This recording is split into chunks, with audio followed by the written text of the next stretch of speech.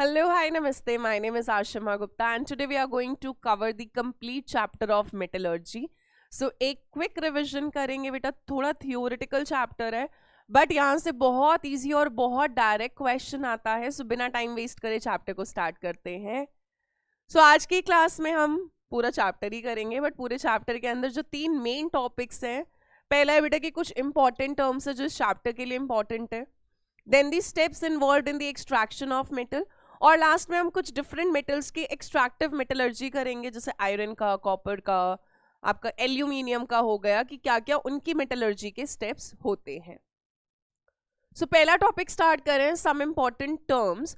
सो सबसे पहला टर्म जो इस चैप्टर के अंदर स्टार्ट होता है या इन्वॉल्व होता है, the very first term is बेटा मिनरल्स. कि मिनरल्स क्या होते हैं, है ना. नाम तो हमने सुना ही होता है, नाम तो सुना ही होगा वाली बात है. सो मिनरल्स क्या होते हैं, अर्थ क्रस्ट के अंदर हमें बेटा मेटल या मेटल के कंपाउंड्स मिलते हैं. सो मेटल और देयर कंपाउंड्स, मेटल और देयर कंपाउंड्स which occur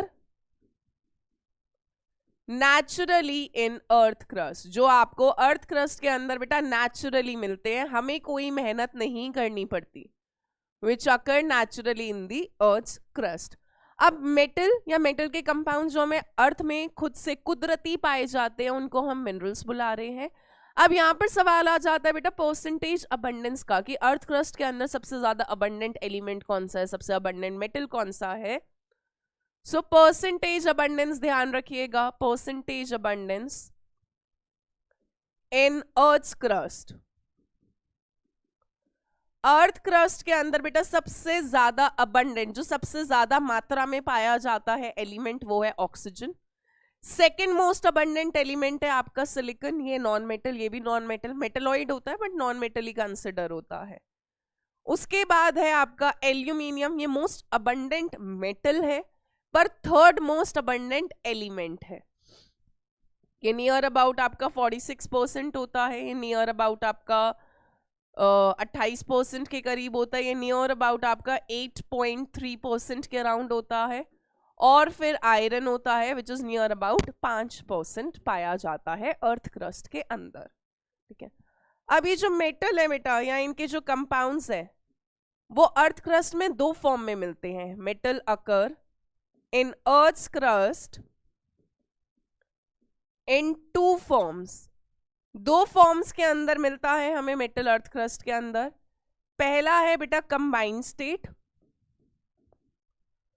और दूसरा होता है फ्री नेटिव, या फिर बुलाया जाता है एलिमेंटल स्टेट. कंबाइंड स्टेट के अंदर वो मेटल पाए जाते हैं जो हाईली रिएक्टिव है. नाम से समझ आ रहा है, हाईली रिएक्टिव अगर कोई होगा तो उसकी टेंडेंसी है कि वो किसी ना किसी के साथ रिएक्ट करेगा बेटा, कंबाइंड फॉर्म में मिलेगा, कंपाउंड की फॉर्म में मिलेगा. तो कंबाइंड स्टेट के अंदर हमें कौन से मेटल्स मिलते हैं, हाईली रिएक्टिव मेटल्स. वो आपको अर्थ क्रस्ट में बेटा कंबाइंड स्टेट में कंपाउंड्स की फॉर्म में मिलते हैं. फ्री स्टेट के अंदर वो एलिमेंट्स मिलते हैं या वो मेटल्स मिलते हैं जो बहुत ही कम रिएक्टिव होते हैं, जैसे कि गोल्ड हो गया, प्लैटिनम हो गया. इनको किसी की जरूरत नहीं है, कह रहे हैं हम अकेले ही काफी हैं. सो गोल्ड, प्लैटिनम आपको अर्थ क्रस्ट में फ्री स्टेट में मिलता है. आपको गोल्ड अर्थ क्रस्ट में एज इट इज गोल्ड की ओर में मिलता है. वहां से बस गोल्ड को प्योरीफाई करना होता है, निकालना होता है. बट हाईली रिएक्टिव मेटल्स, जैसे कि मैं आपको एग्जांपल देती हूँ, सोडियम बेहतरीन रिएक्टिव है, और ये बेटा अर्थ क्रस्ट में आपको NaNO3 की फॉर्म में मिलेगा, कंबाइंड स्टेट कंपाउंड की फॉर्म में. सोडियम सल्फेट की फॉर्म में मिलता है. नमक के जो पत्थर होते हैं उनमें NaCl की फॉर्म में मिलता है. तो जो हाईली रिएक्टिव मेटल्स होते हैं, सोडियम हो गया, पोटेशियम हो गया, एल्यूमिनियम हो गया, कैल्शियम हो गया, मैग्नीशियम हो गया, जिंक हो गया, मॉडरेटली रिएक्टिव भी, ये सब आपको अर्थ क्रस्ट में किस में मिलते हैं बेटा, कंबाइंड स्टेट में. सिल्वर दोनों में मिलता है. सिल्वर कंबाइंड स्टेट में Ag2S में मिलता है, और फ्री स्टेट के अंदर सिल्वर की फॉर्म में भी मिलता है. चलिए इसके बाद बात करते हैं बेटा सेकंड टर्म की. तो सेकंड टर्म हमारे लिए है ओर्स. बहुत बहुत बहुत इंपॉर्टेंट टर्म्स है. उसमें से सबसे ज्यादा जो सवाल आता है वो ओर्स पर आता है। ओर्स क्या होती हैं? Those minerals which contain a high percentage of a particular metal। पहले अंग्रेजी में डेफिनेशन लिखेंगे फिर हिंदी में समझेंगे। Those minerals which contain a high percentage of a particular metal and from which metal can be profitably and easily extracted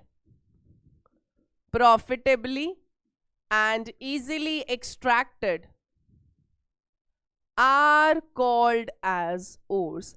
हमने क्या कहा बेटा? देखिए, जिनके भी स्कूल के अंदर ये एग्जाम आ रहा, मतलब एग्जाम में ये चैप्टर आ रहा है, बोर्ड्स में ये चैप्टर आ रहा है, उनके लिए डेफिनेशन बहुत ज़्यादा इंपॉर्टेंट है, क्योंकि डायरेक्ट 3 नंबर में क्वेश्चन आ जाता है। Define the following terms, flux बताओ, मेटलर्जी बताओ, ओर्स बताओ क्या होता है ना, स्लैग बताओ क्या होता है। तो टर्म्स आपको आनी चाहिए। वो मिनरल्स, देखो मेटल या मेटल के कंपाउंड हमें अर्थ क्रस्ट में मिनरल्स की फॉर्म में, पत्थरों में मिलते हैं। अब बेटा ऐसा नहीं है कि आप हर पत्थर में से मेटल निकालना शुरू कर दोगे, उसका कोई सेंस नहीं है।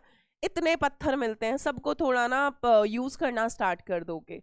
तो होता क्या है, वो मिनरल्स जिनके अंदर कोई पर्टिकुलर मेटल बहुत हाई परसेंटेज में हो, उस मिनरल में से मेरे लिए मेटल निकालना बेटा आसान हो और मेरे लिए फायदेमंद हो, प्रॉफिटेबल होनी चाहिए। ये ना हो कि मैं मेटल निकालने में पैसा लगाए जा रही हूँ पर मेटल की मार्केट में कोई वैल्यू नहीं है, तो मुझे कहाँ से प्रॉफिट होगा? प्रॉफिट आपने बचपन में पढ़ा होगा बेटा, cost price, selling price, profit, loss. So profit आपका तभी है जब आपका सेलिंग प्राइस, मार्केट के अंदर उस एलिमेंट का वैल्यू अच्छा है। आपको निकालने के लिए बहुत ज्यादा मेहनत नहीं करनी, बहुत स्टेप्स नहीं लगाने पड़ रहे, बहुत पैसा नहीं लगाना पड़ रहा। ऐसे मिनरल्स को क्या बुलाया जाता है? ओर्स बुलाया जाता है, जिसमें से मेटल निकालना आसान है, प्रॉफिटेबल है, मेटल हाई परसेंटेज में प्रेजेंट है, ताकि निकालू तो मुझे फायदा तो हो, ज्यादा मेटल मिलेगा। ठीक है, तो ऐसे मिनरल्स को क्या बुलाया जाता है बेटा? ओर्स बुलाया जाता है। तो हम ये स्टेटमेंट लिख सकते हैं कि ऑल ओर्स आर मिनरल्स। सारी ओर्स बेटा मिनरल्स तो होंगी ही, क्योंकि हर ओर आपको अर्थ क्रस्ट में नेचुरली मिलती है, बट सारे मिनरल्स ओर्स नहीं हो सकते। But all minerals are not ores. जरूरी नहीं है ना यार, जो मुझे हर पत्थर मिल रहा है उसमें मेटल ज्यादा परसेंटेज में हो, जरूरी नहीं है हर मिनरल से मेरे लिए मेटल निकालना प्रॉफिटेबल हो। हर और मिनरल जरूर है, क्योंकि हर और अर्थ क्रस्ट में नेचुरली मिल रही है, पर हर मिनरल और बोलना गलत हो जाएगा। So all minerals are not ores.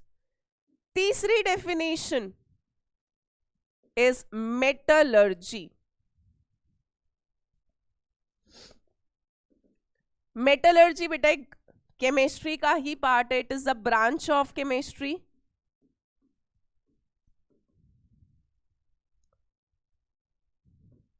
which deals with the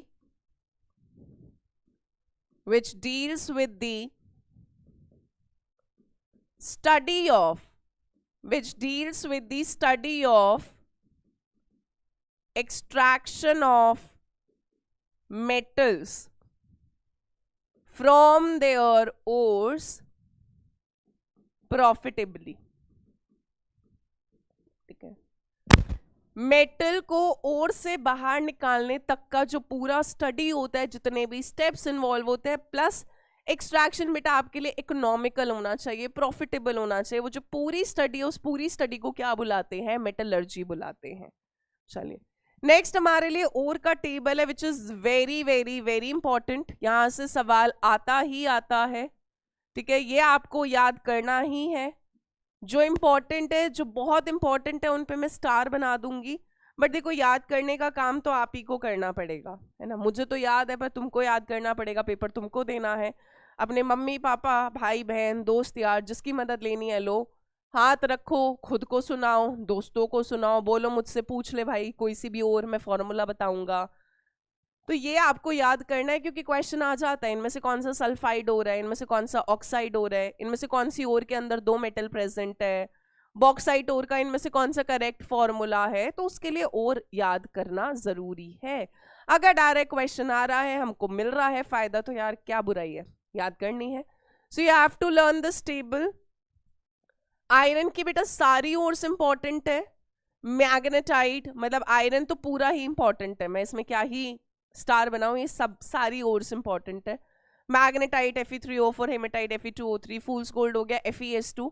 fools gold के अंदर बेटा 2 बॉन्डिंग होती है, Fe2+ और S2 2- कट जाएगा तो FeS2 फॉर्मूला आएगा।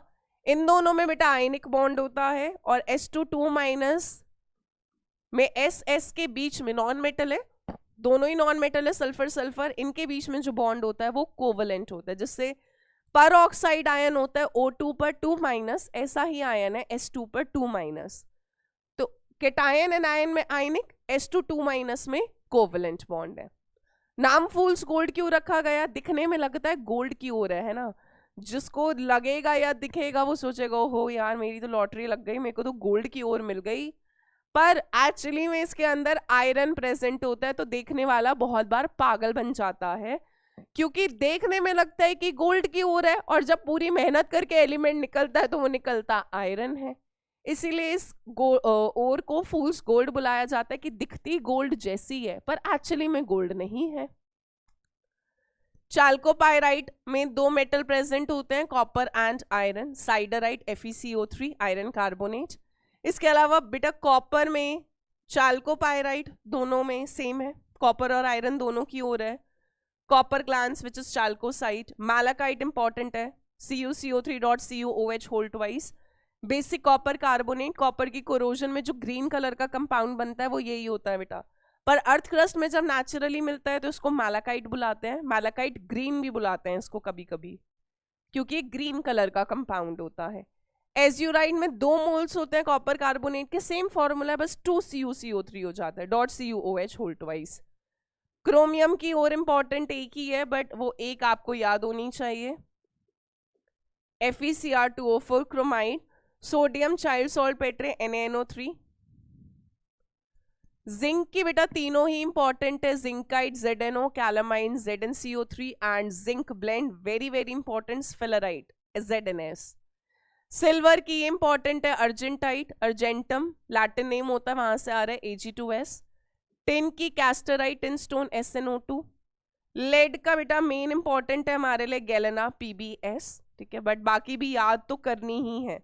मैग्नीज का एक ही और है MnO2 पायरोलोसाइट जो हमारे लिए इंपॉर्टेंट है। बेरियम की मेन और है barite, barium sulphate. Cinnabar very important HgS। इसके अलावा मैग्नीशियम का मैग्नेसाइट MgCO3, डोलोमाइट इंपॉर्टेंट है, इसके अंदर भी 2 मेटल प्रेजेंट होते हैं, तो ऐसी और ध्यान रखनी है जिनमें 2 मेटल है। डोलोमाइट हो गया, इसके अलावा बेटा आपका कॉपर पायराइट था, है ना, CuFeS2। कैल्शियम की मेन और एक डोलोमाइट हो गया, जिप्सम हो गया, calcite which is calcium carbonate. Fluorspar, calcium की सारी और इंपॉर्टेंट है। एल्यूमिनियम की कोरंडम, डायस्पोर, बॉक्साइड, तीनों में एल्यूमिनियम ऑक्साइड है बेटा, वाटर ऑफ क्रिस्टलाइजेशन का फर्क है। कोरंडम में Al2O3, डायस्पोर में Al2O3.H2O, और बॉक्साइट के अंदर हो जाता है Al2O3.2H2O। बॉक्साइट इसकी सबसे मेन और है। Cryolite Na3AlF6। Please it's a humble request, learn the table of ores. NCERT के अंदर बहुत ज्यादा ओर के फॉर्मूले नहीं दे रखे, एक छोटी सी टेबल दे रखी है वहां पर, बट एक्चुअली में उससे ज्यादा ओर्स पूछी जाती हैं। तो this is a complete table जिसके अंदर बेटा आपको सारी ओर्स मिल जाएंगी, और यहाँ से आपको डायरेक्ट क्वेश्चन होता है। सो अगर डायरेक्ट क्वेश्चन है, डायरेक्ट नंबर चाहिए, 10 सेकेंड में नंबर चाहिए 4 नंबर, तो इस टेबल को याद कर लेना। चलिए कुछ डेफिनेशंस और कर रहे हैं। सो सम अदर टर्म्स जो हमारे लिए इंपॉर्टेंट है, उसमें पहली टर्म आ जाती है अगेन आपकी बेटा, दिस इज कॉल्ड गैंग्यू या गैंग या गंगू, सबका अलग अलग प्रोनाउंसिएशन है, या फिर मैट्रिक्स। ये क्या होता है, जब हम ओर को बेटा अर्थ क्रस्ट से माइन करते हैं, बाहर निकालते हैं, तो उसमें अर्थ की इम्प्योरिटीज भी आएंगी, मिट्टी पत्थर होंगे, कुछ उसके अंदर इम्प्योरिटीज प्रेजेंट होती हैं। तो जो अर्दी इम्प्योरिटीज ओर के अंदर प्रेजेंट होती हैं, अर्दी इम्प्योरिटीज प्रेजेंट इन ओर, उन इम्प्योरिटीज को क्या बुलाते हैं बेटा, गैंग्यू, गंगू, गैंग, जो बुलाना हो, या मैट्रिक्स बुलाते हैं। सेकेंड टर्म है बेटा फ्लक्स। फ्लक्स क्या होता है, वो सब्सटेंस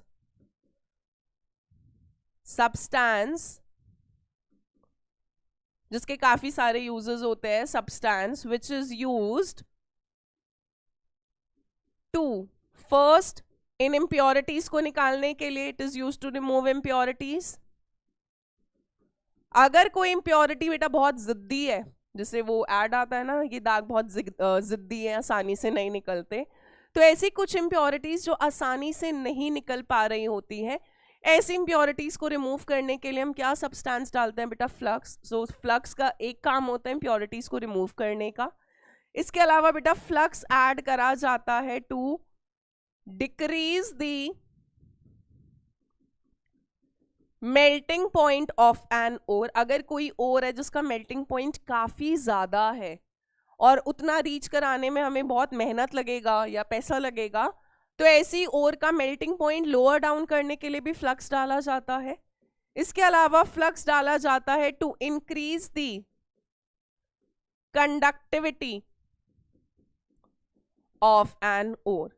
अगर कोई ओर पुअर कंडक्टर है ना, नहीं अच्छा कंडक्ट कर पा रही है इलेक्ट्रिसिटी या कुछ, तो भी हम क्या डालते हैं बेटा, फ्लक्स डालते हैं। अब फ्लक्स बेटा तीन तरह का होता है, एक सेकेंड अपना,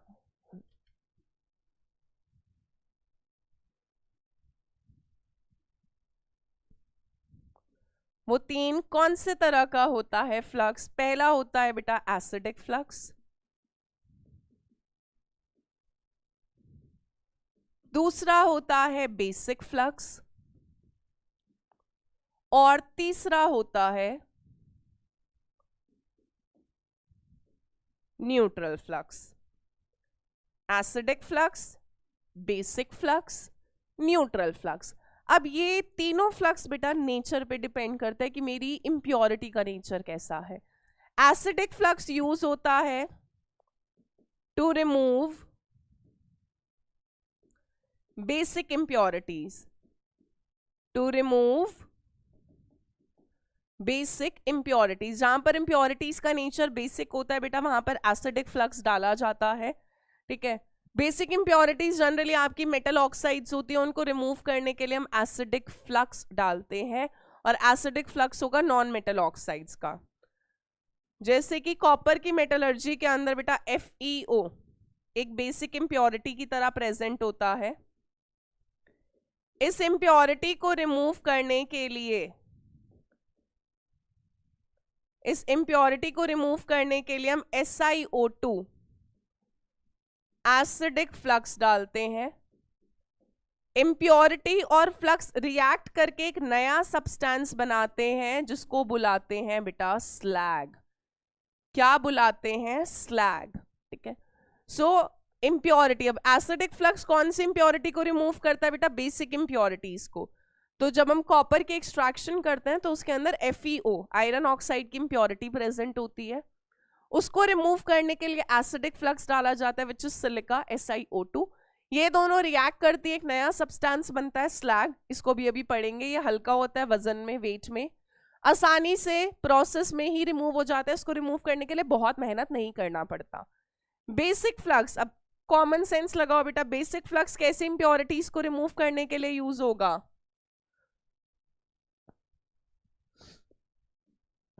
it is use to remove acidic impurities, है ना। एसिडिक फ्लक्स बेसिक इंप्योरिटी को, बेसिक फ्लक्स एसिडिक इंप्योरिटीज को रिमूव करने के लिए यूज होता है। जैसे कि आपका SiO2 की इम्प्योरिटी प्रेजेंट होती है आयरन की मेटलर्जी में, आयरन की ओर में। तो जब हम आयरन की मेटलर्जी करेंगे तो वहां पर देखेंगे बेटा सिलिका की इम्प्योरिटी सबसे मेजर होती है, वहां पर हम फ्लक्स डालते हैं कैल्शियम ऑक्साइड। तो आपका ये बेसिक फ्लक्स हो गया। अगेन इम्प्योरिटीज और फ्लक्स मिलकर एक नया सब्सटेंस बनाएंगे, कैल्शियम सिलिकेट बनता है, इसको बुलाते हैं स्लैग। ठीक है, तो एसिडिक फ्लक्स बेसिक इम्प्योरिटीज को रिमूव करता है, बेसिक फ्लक्स आपका एसिडिक इम्प्योरिटी को रिमूव करता है। अदर एग्जाम्पल्स भी लिख रही हूँ बेटा। एसिडिक फ्लक्स का एक एग्जाम्पल हो गया नॉन मेटल ऑक्साइड में SiO2, B2O3, P4O10। ठीक है, जो नॉन मेटल ऑक्साइड्स हैं। बेसिक फ्लक्स में एग्जाम्पल हो गया calcium oxide, magnesium oxide, calcium carbonate, magnesium carbonate. Why? Because इनको भी हीट करोगे, मेटलर्जी में हीटिंग तो हो ही रहा होता है, आपको कैल्शियम ऑक्साइड मैग्नीशियम ऑक्साइड मिल जाता है। मेटल ऑक्साइड बेसिक फ्लक्स की तरह काम करते हैं। अब आते हैं न्यूट्रल फ्लक्स पे। न्यूट्रल फ्लक्स का काम होता है, न्यूट्रल फ्लक्स जो होता है वो यूज होता है, it is used to decrease the melting point of an ore or to increase the conductivity, or to increase the conductivity of an ore।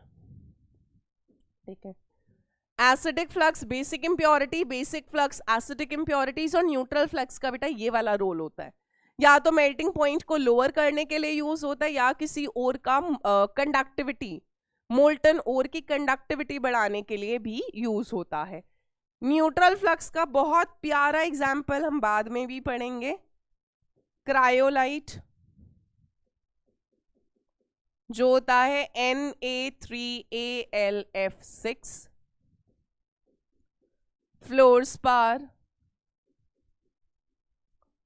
Which is calcium fluoride, या आपके बेटा neutral flux के example हैं। ठीक है, so flux तीन तरह का है, एसिडिक, बेसिक और न्यूट्रल। चलिए तीसरी टर्म पर आते हैं, स्लैग। ठीक है, स्लैग बेटा वो फ्यूजिबल सब्सटेंस था जब नॉन फ्यूजिबल इम्प्योरिटीज, इम्प्योरिटीज कैसी थी? Non fusible. अब फ्यूजिबल नॉन फ्यूजिबल का मतलब क्या होता है? फ्यूजन होता है मेल्टिंग, मेल्टिंग का ही एक और नाम होता है बेटा फ्यूजन। अगर मैं बोल रही हूँ नॉन फ्यूजिबल यानी वो आसानी से नहीं पिघल सकती, तो ऐसी इम्प्योरिटीज जो आसानी से मेल्ट नहीं होती, मेटलर्जिकल प्रोसेस में आसानी से रिमूव नहीं होती है, तो ऐसी इम्प्योरिटीज को, जिद्दी इम्प्योरिटीज को रिमूव करने के लिए हम कैसा सब्सटेंस डाल रहे थे बेटा? फ्लक्स डाल रहे थे, है ना। अगर ये एसिडिक थी तो बेसिक फ्लक्स डाला, अगर इम्प्योरिटी बेसिक थी तो कैसा फ्लक्स डाला? दोबारा बोल दिया मैंने, same. Basic impurities acidic flux, acidic impurities है तो बेसिक फ्लक्स डाल रहे थे। तो अगर आपकी इम्प्योरिटीज का नेचर कैसा है उस हिसाब से हम फ्लक्स डालते हैं, और फ्लक्स और इम्प्योरिटीज मिलकर एक नया सब्सटेंस बनाते हैं बेटा, जिसको क्या बुलाया जाता है? स्लैग। बट याद रखिएगा न्यूट्रल फ्लक्स में नहीं आता है, न्यूट्रल फ्लक्स का तो रोल ही अलग था। तो इम्प्योरिटीज जो नॉन फ्यूजिबल होती हैं उनको आसानी से रिमूव करने के लिए हम एक सब्सटेंस डालते हैं, फ्लक्स। इम्प्योरिटीज और फ्लक्स जब रिएक्ट करती है एक नया सब्सटेंस बनता है, स्लैग, जो फ्यूजिबल होता है, आसानी से मेल्ट हो जाता है, वेट में हल्का होता है, लाइट इन वेट, और मेटलर्जी में आसानी से रिमूव भी हो जाता है, and it is easily removed. और इसी के साथ लास्ट डेफिनेशन पर आ रहे हैं, which is alloys. So alloys क्या होता है बेटा? या आपने बचपन में पढ़ा हुआ है, homogeneous mixture of, homogeneous mixture of two or more metals or metal and non-metal। दो या दो से ज्यादा मेटल्स का मिक्सचर या फिर मेटल और नॉन मेटल के मिक्सचर को, पर होमोजीनियस होना चाहिए। होमोजीनियस का मतलब है बेटा थ्रू आउट कॉम्पोजिशन सेम होना चाहिए, यूनिफॉर्म होना चाहिए। जैसे आप चीनी अगर पानी में घोलते हो, ठीक है, और चीनी पूरी तरह पानी में डिसॉल्व हुई है, तो आप उसको कहीं से भी टेस्ट करो वो इक्वली स्वीट होता है। तो होमोजीनियस का मतलब होता है जब बराबर बटा हुआ है, यूनिफॉर्म कॉम्पोजिशन है। तो अलॉयज होमोजीनियस मिक्सचर है दो या दो से ज्यादा मेटल्स का या फिर मेटल एंड नॉन मेटल का, जैसे कि brass is an alloy of copper and zinc, bronze is an alloy of copper and tin, solder होता है बेटा लेड और टिन का, ये अलॉयज याद रखने हैं, अलॉयज का कॉम्पोजिशन पूछ लेता है। Steel is an alloy of iron and carbon, metal and non metal. Stainless steel is an alloy of iron, chromium, निकल एंड कार्बन, पर कार्बन बहुत कम अमाउंट में होता है, वेरी फ्यू ट्रेसेस, बहुत कम परसेंटेज में होता है। इसके अलावा gun metal is an alloy of copper, zinc and tin. German silver is an alloy of copper, zinc and निकल, ठीक है। तो ये अलग अलग तरीके के अलॉयज है। जो गोल्ड ज्वेलरी हम पहनते हैं बेटा, 100% प्योर गोल्ड जो 24 कैरेट का होता है, वो बहुत सॉफ्ट होता है, उससे ज्वेलरी नहीं बन सकता। गोल्ड के अंदर हार्डनेस बढ़ाने के लिए हम उसमें या तो सिल्वर या कॉपर मिक्स करते हैं। अगर मैं सिल्वर मिक्स कर रही हूँ या कॉपर मिक्स कर रही हूँ गोल्ड में, तो मेटल का ही मिक्सचर है, अलॉय होता है। तो गोल्ड ज्वेलरी एक अलॉय है। स्टील, स्टेनलेस स्टील हो गया, एल्निको हो गया, एल्यूमिनियम, निकल और आपका कोबाल्ट का अलॉय होता है। नाइक्रोम हो गया, निकल और क्रोमियम का जो नाइक्रोम वायर्स होती हैं, ठीक है। बहुत सारे अलॉयज होते हैं हमारी रोजमर्रा जिंदगी में, बहुत फ्रीक्वेंटली यूज होते हैं। तो ये भी आपका एक मेटल का ही मतलब सब्सटेंस कह लो, मिक्सचर कह लो, ठीक है। सो ये कुछ इंपॉर्टेंट डेफिनेशंस थी इस चैप्टर के लिए। मेटलर्जी क्या है, मिनरल्स क्या है, ओर्स क्या है, ओर की टेबल हो गया आपका, इम्प्योरिटीज गैंगियो या मैट्रिक्स क्या था, फ्लक्स क्या होता है, स्लैग क्या होता है, अलॉयज क्या होते हैं। ये बेसिक डेफिनेशंस हैं जो आपको आनी ही चाहिए। चलिए अब बात करते हैं बेटा कि जब हम मेटल को अर्थ क्रस्ट से निकालते हैं तो क्या क्या स्टेप्स इन्वॉल्व होते हैं। जो इंपॉर्टेंट स्टेप्स हैं उन्हीं को डिटेल में डिस्कस करेंगे। पहला स्टेप होता है बेटा mining of ore. Mining of ore ये ना हमारे लिए इंपॉर्टेंट है ना इसमें से सवाल आता। बस इतना समझ लो कि ओर को अर्थ क्रस्ट से दो तरीके से माइन कर सकते हैं, ओपन पिट माइनिंग और डीप पिट माइनिंग। अब और बेटा अर्थ क्रस्ट में कितनी गहराई में प्रेजेंट है, अगर तो ज्यादा डेप्थ में नहीं है तो ओपन पिट माइनिंग करा जाता है। अगर और अर्थ क्रस्ट के अंदर बहुत डीपली प्रेजेंट है तो जो माइनिंग करा जाता है वो डीप पिट माइनिंग होता है। अब और हमने अर्थ क्रस्ट से माइन कर ली, बाहर निकाल लिया। अब क्या होता है बेटा, और जो हमें अर्थ क्रस्ट से मिलती है ना, वो बहुत बड़े बड़े पत्थरों की फॉर्म में होती है। बहुत बड़े बड़े पत्थर जिनको हम लंप्स बुलाते हैं, LUMPS, बिग लंप्स हो गए, नगेट्स हो गए, बड़े बड़े पत्थर होते हैं। अब उन पत्थरों में से हमें मेटल चाहिए तो हम क्या करते हैं, पहले उन पत्थरों को क्रश करते हैं। उन बिग लम्प्स को क्या करा जाता है बेटा, क्रश करा जाता है, और उस स्टेप को बुलाते हैं क्रशिंग ऑफ ओर। ओर को हमने क्या करा, क्रश कर लिया। जैसे आप मिक्सी के अंदर, या मिक्सी के अंदर बोल रही हूँ मैं, अगर मान लो कोई घर में पेपर, आपने देखा होगा यार, पेपर कट करना है, मान लो मैंने तुमको होमवर्क दिया कि एक पेपर को बहुत छोटे छोटे पीसेस के अंदर आपको मुझे कट करके देना है। तो ऐसे ही क्या होता है बेटा, हमारे पास एक इंस्ट्रूमेंट होता है जॉ क्रशर। वो सिजर की तरह होता है, इसमें बड़े बड़े ओर के पत्थर डाले जाते हैं, वो उनको छोटे छोटे पीसेस के अंदर क्या कर देता है, क्रश कर देता है। फिर इन क्रश्ड ओर को हम फाइन पाउडर में कन्वर्ट करते हैं और उस प्रोसेस को बुलाया जाता है पल्वराइजेशन। क्या बुलाया जाता है बेटा? पल्वराइजेशन। पहले ओर को हमने क्या करा? क्रश करा छोटे छोटे पीसेस में, फिर इन क्रश्ड पीसेस को किस में कन्वर्ट करा जाता है? फाइन पाउडर में। उस प्रोसेस को क्या बुलाया जाता है? पल्वराइजेशन। जैसे घर के अंदर मम्मी मसाले वगैरह पीसती हैं मिक्सी के अंदर, ऐसे ही ओर को भी बेटा बिल्कुल फाइन पाउडर के अंदर कन्वर्ट करा जाता है। पहले बड़े बड़े पत्थरों को छोटे पीस में, फिर छोटे पीस को पाउडर में, फाइन पाउडर में कन्वर्ट करा जाता है। अब ओर का माइनिंग और साइजिंग तो एक बेसिक स्टेप है कि ओर को अर्थ क्रस्ट से निकाला, बड़े बड़े पत्थरों को छोटे पीस में तोड़ा और फिर उनको फाइन पाउडर में कन्वर्ट कर लिया। मेन स्टेप बेटा यहां से स्टार्ट होता है, कॉन्सेंट्रेशन ऑफ ओर। मेन कहानी चैप्टर की शुरू ही यहां से होती है, ओर का कॉन्सेंट्रेट करना। कॉन्सेंट्रेशन ऑफ ओर में हम क्या करते हैं? ओर में से इंप्योरिटीज बाहर निकालते हैं अर्थ की। कॉन्सेंट्रेशन ऑफ ओर के बाद क्या करते हैं बेटा? हम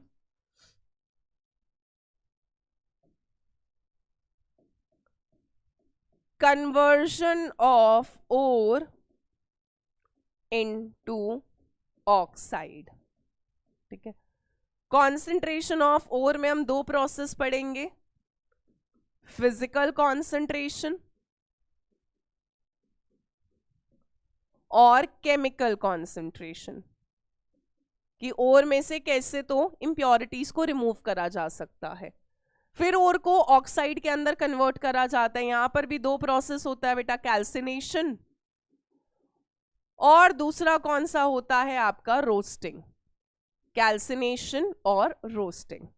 नेक्स्ट स्टेप होता है ओर को ऑक्साइड में कर लिया, और ओर को ऑक्साइड में इसीलिए करता है क्योंकि ओर को जब ऑक्साइड में बदला जाता है वहां से मेटल निकालना आसान है, और ZnO में से Zn निकालना आसान है। रिड्यूस कर दो, ZnO में कार्बन डालूंगी Zn मिल जाएगा और CO निकल जाएगा।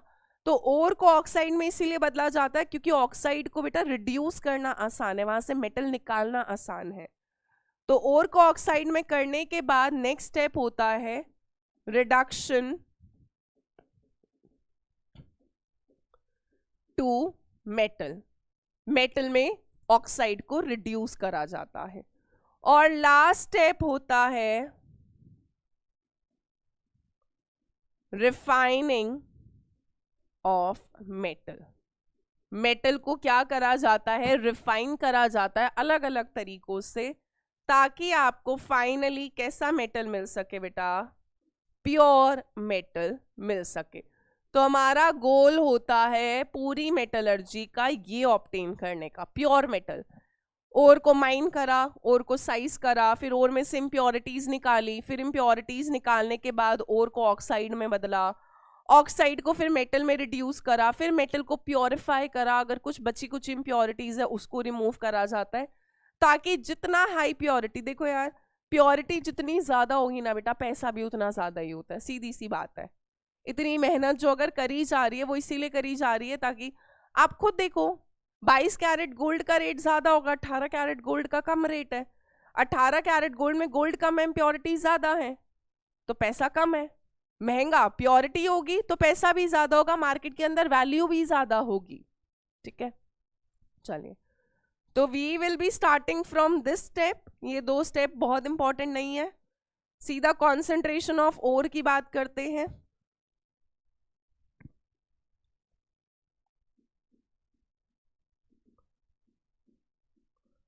Concentration of ore,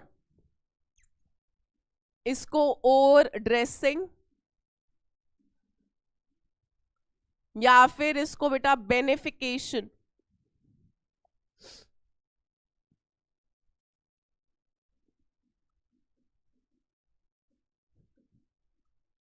beneficiation of ore भी बुलाया जाता है।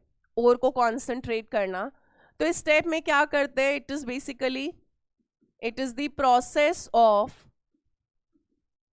Removal of impurities. It is the process of removal of impurities from ores. Ores में से impurities को निकालने का जो प्रोसेस है पूरा, उसी को क्या बुलाते हैं बेटा? concentration of ore। ठीक है, अब ओर को कॉन्सेंट्रेट अलग अलग तरीकों से करा जा सकता है। हम पहले बात करेंगे बेटा फिजिकल कॉन्सेंट्रेशन का, थ्योरी आपको एनसीईआरटी में मिल जाएगा, तो मैं सिर्फ समझाती जा रही हूं टेक्निक, आप उसको एनसीईआरटी से फॉलो कर लेना या बाद में एक बार रीड कर लेना। फिजिकल कॉन्सेंट्रेशन में पहला होता है हाइड्रोलिक वॉशिंग, जिसको एक और नाम दिया गया ग्रेविटी सेपरेशन, एक और नाम दिया गया लैविगेशन। मेन प्रिंसिपल कुछ नहीं है यहां पर, और जो होती है वो आपकी हेवियर होती है, इम्प्योरिटीज जो होती है बेटा वो हल्की होती है। तो इस टेक्निक के अंदर हम क्या करते हैं, पाउडर डो लिया और उसमें से पानी की एक स्ट्रीम ऑफ वाटर बहुत हाई स्पीड पे रन कराते हैं, ठीक है, स्ट्रीम ऑफ रनिंग वाटर, ठीक है, हम पास कराते हैं। जब वो स्ट्रीम पानी की बहती है बहुत हाई स्पीड पे, क्योंकि बेटा इम्प्योरिटीज हल्की होती हैं तो वो पानी के साथ बह जाती हैं, ठीक है, तो impurities are carried away with water, ये हल्की होती हैं, पानी के साथ बह जाती हैं, और ओर्स हेवी होती हैं तो दे सेटल डाउन, ये पीछे रह जाती हैं और सेटल डाउन हो जाती हैं, ठीक है। सो यहाँ पर इस तरह से समझ लो कि यहाँ पर हमने पाउडर डो डालना शुरू करा, यहाँ से पानी की एक लहर बहुत ही हाई स्पीड पे पास कराई, इम्प्योरिटीज हल्की थी, पानी के साथ बह जाएगी, और ओर का जो हैवी पार्टिकल होता है वो नीचे की तरफ क्या करता जाता है बेटा, सेटल करता जाता है। तो हाइड्रोलिक वॉशिंग इसीलिए क्योंकि पानी से वॉश कर रहे होते हैं, ग्रेविटी सेपरेशन क्योंकि डेंसिटी में फर्क है, और भारी है, इम्प्योरिटीज हल्की है, लैविगेशन भी बुलाया जाता है। तो ये तब टेक्निक लगता है जब आपकी और भारी होती है और इम्प्योरिटीज हल्की होती है। तो ये टेक्निक लगती है आपकी फॉर हेवी ऑक्साइड ओर्स, ठीक है, हेवी ऑक्साइड ओर्स के लिए लगता है बेटा। इसके अलावा ये कार्बोनेट ओर्स के लिए लगता है, गोल्ड की नेटिव गोल्ड ओर के लिए भी लगता है। तो इन सब के लिए कौन सा टेक्निक लगता है आपका, हाइड्रोलिक वॉशिंग, ग्रेविटी सेपरेशन, लैविगेशन। चलिए सेकेंड फिजिकल कॉन्सेंट्रेशन का जो टेक्निक लगता है वो बहुत इंपॉर्टेंट है, which is froth flotation. Froth flotation, froth flotation सबसे इंपॉर्टेंट जो यहाँ पे लाइन है ना वो यही है। ये टेक्निक तब यूज होती है जब हमें बेटा कौन सी ओर कॉन्सेंट्रेट करनी होती है, सल्फाइड ओर्स। पहला सवाल ये आता है, फ्रॉथ फ्लोटेशन से हम कौन सी ओर्स को कॉन्सेंट्रेट करते हैं, कौन सी ओर में से इंप्योरिटीज निकालते हैं, that is sulphide ores. Froth flotation लगता ही सल्फाइड ओर्स के लिए है। फ्रॉथ फ्लोटेशन में क्या करते हैं बेटा, एक बड़ा सा टैंक लेते हैं,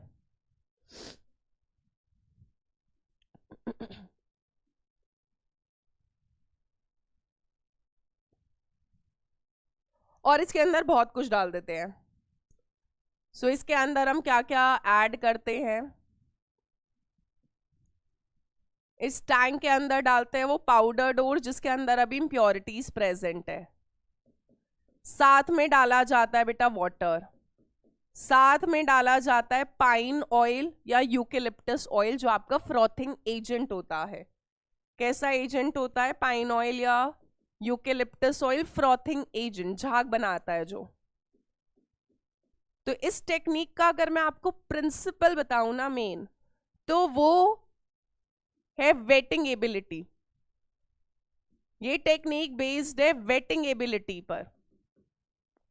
वेटिंग एबिलिटी से क्या मतलब है, जो सल्फाइड ओर है वो वेट होती है बेटा ऑयल के साथ, यानी उसकी प्रेफरेंस होती है ऑयल के साथ रहने की, ऑयल के साथ वेट होने की। और जो इम्प्योरिटीज होती हैं वो वेटेड बाय वाटर होती हैं, यानी उनका प्रेफरेंस पानी के साथ रहने का होता है। इम्प्योरिटीज हाइड्रोफिलिक होती हैं, वाटर लविंग होती है, और जो होता है वो हाइड्रोफोबिक होता है, पानी से दूर भागता है, ऑयल के साथ रहना चाहता है। तो हमने क्या करा, एक बहुत बड़ा सा टैंक लिया जिसको फ्लोटेशन टैंक बुलाते हैं, उसमें पाउडर डो डाला, पानी डाला, पाइन ऑयल डाला, या पाइन ऑयल की जगह यूकेलिप्टस ऑयल भी डाल सकते हैं। फिर क्या करते हैं बेटा, यहाँ पर एक रोटेटर होता है, इस रोटेटर में ब्लास्ट ऑफ एयर पास कराते हैं, ब्लास्ट ऑफ एयर, बहुत हाई स्पीड पे एयर पास कराते हैं। तो ये रोटेटर घूमना शुरू हो जाते हैं, जो रोटेटिंग शाफ्ट होता है, रोटेटर जैसे स्पिन हो गया, स्पिनर होता है, वैसे स्पिन होना स्टार्ट हो जाता है। जैसे जैसे ये स्पिन होना स्टार्ट हो जाएगा बेटा, झाग बनना स्टार्ट हो जाएगा, क्योंकि हम फ्रॉथिंग एजेंट डाल रहे हैं जो झाग बना रहा है, फोम बना रहा है। अब होता क्या है कि जो फोम होती है वो ऊपर की तरफ आना शुरू हो जाएगी बेटा, फोम हल्की होती है तो ऊपर की तरफ राइज करेगी। तो जो फ्रॉथ होती है, जो फोम होता है फ्रॉथ, वो कौन सा पार्टिकल अपने साथ ले जाती है, sulphide ore. Foam is carrying the ore particles. और किसके साथ चली जाती है बेटा, क्योंकि झाग ऑयल की वजह से बन रहा है, ये फ्रॉथिंग एजेंट है, फोम हल्की होती है ऊपर की तरफ। आपने घर में देखा होगा बेटा, जब आप कपड़े धोते हो, आपने तो नहीं धोए होंगे पर कभी देखा हो अगर मम्मी ने कपड़े धोते हुए, तो आप देखोगे जब हम पानी के अंदर डिटर्जेंट डालते हैं और थोड़ा सा मिक्स करते हैं तो झाग बनता है, झाग ऊपर की तरफ राइज करता है। तो जो फ्रॉथ बनता है, जो झाग बनता है, वो अपने साथ और का पार्टिकल ले जाता है। इम्प्योरिटीज, क्योंकि पानी के साथ रहना चाहती है तो इम्प्योरिटीज नीचे रह जाती हैं पानी के अंदर, झाग ऊपर चला जाता है। इसके अलावा टैंक के अंदर बेटा डालते हैं फ्रॉथ स्टेबलाइजर। क्या डालते हैं, फ्रॉथ स्टेबलाइजर। फ्रॉथ स्टेबलाइजर में हम डालते हैं क्रिसोल या एनालीन। वो इसीलिए डालना है ताकि झाग नीचे ना आए और सेटल ना हो वापस से।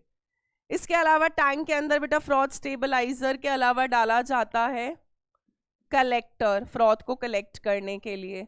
उसमें हम ज़ैंथेट्स डालते हैं, पोटेशियम एथाइल ज़ैंथेट डालते हैं, ठीक है। तो कलेक्ट करने के लिए फिर क्या करा जाता है बेटा, टैंक में से फ्रॉथ को एक दूसरे टैंक में कलेक्ट कर लेते हैं।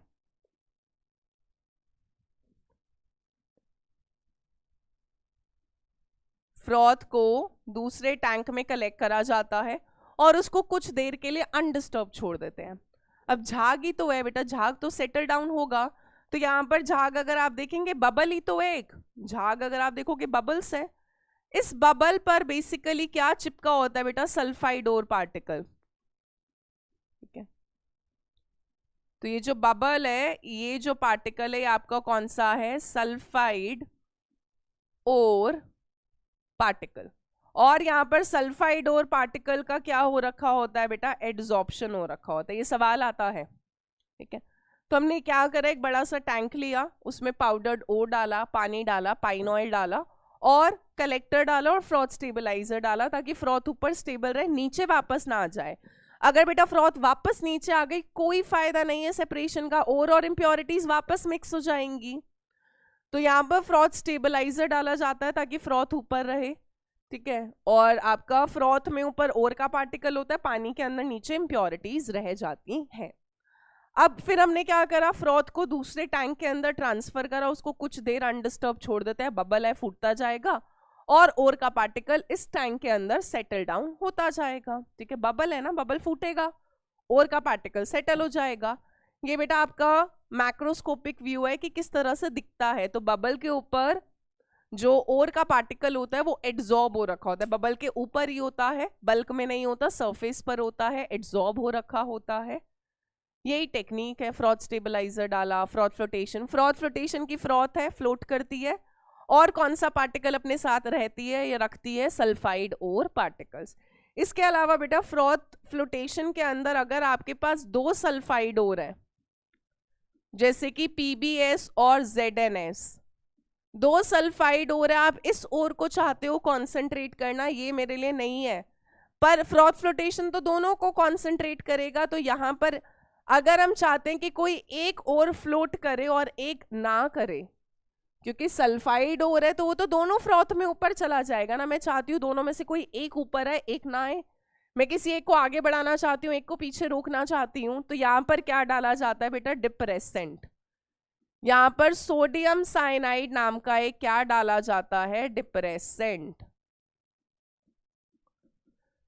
तो वो क्या करता है? जिंक सल्फाइड का तो एक वाटर सॉल्यूबल कॉम्प्लेक्स बना लेता है, तो ये तो सोल्यूशन में रह जाता है बेचारा, ये सोल्यूशन में रहता है। और पीबीएस गैलेना आपका किस में चला जाता है? It goes in froth. तो अगर आपके पास दो सल्फाइड हो रहे हैं, आप चाहते हो दोनों में से कोई एक ही ऊपर आए और एक ना आए, तो उसके लिए हम डिप्रेसेंट्स भी डालते हैं। चलिए, तीसरा टेक्निक है बेटा फ्रॉथ फ्लोटेशन के बाद फिजिकल कॉन्सेंट्रेशन में magnetic separation. This is very easy. Magnetic separation तब डाला जाता है या तब करा जाता है मैग्नेटिक सेपरेशन जब ईदर और क्या, one part is magnetic and other is non-magnetic। ठीक है, जब और या इम्प्योरिटी में से कोई एक पार्ट मैग्नेटिक हो और एक पार्ट नॉन मैग्नेटिक हो बेटा, ये टेक्निक तभी लग सकती है। इस टेक्निक में क्या होता है, डायग्राम से ही समझ आ जाएगा। हमारे पास ना इस तरह का एक रोलर होता है और ये आपकी कन्वेयर बेल्ट है, जैसे आपने मेट्रो स्टेशन पर देखा होगा बेटा, जिसमें हम बैग डालते हैं चेकिंग के लिए, वो कन्वेयर बेल्ट होती है। यहाँ पर दो रोलर लगे होते हैं, ये कन्वेयर बेल्ट आपकी इस डायरेक्शन में मूव कर रही है। ठीक है, ये वाला रोलर आपका मैग्नेटिक रोलर होता है। तो हमने क्या करा, यहां से बेटा पाउडर्ड ओर डालना स्टार्ट करा।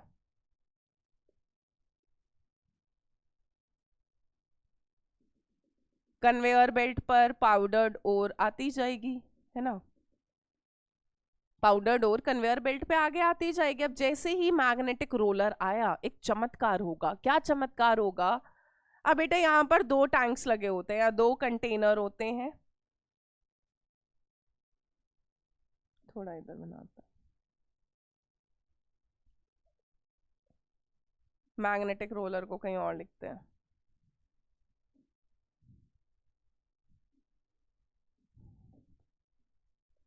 ये मैग्नेटिक रोलर था।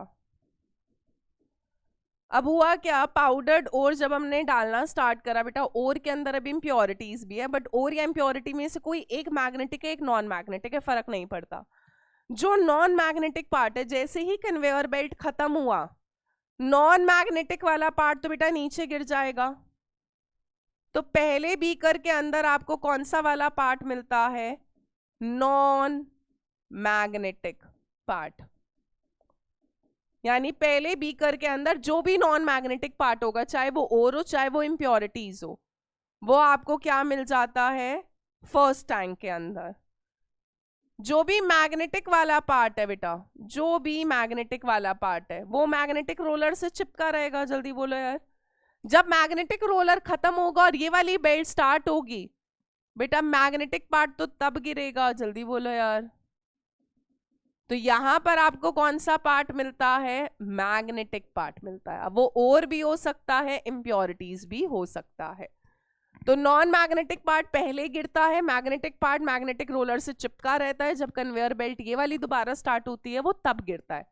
तो बाद वाले टैंक में मैग्नेटिक पार्ट गिरता है, शुरू वाले टैंक में नॉन मैग्नेटिक पार्ट गिरता है। ये जनरली आपका टिन स्टोन के अंदर और नॉन मैग्नेटिक होती है, बट जो इम्प्योरिटीज होती हैं आपकी वो मैग्नेटिक होती हैं, तो वो बाद में गिरती हैं और पहले गिर जाता है। चलिए, नेक्स्ट है केमिकल कॉन्सेंट्रेशन।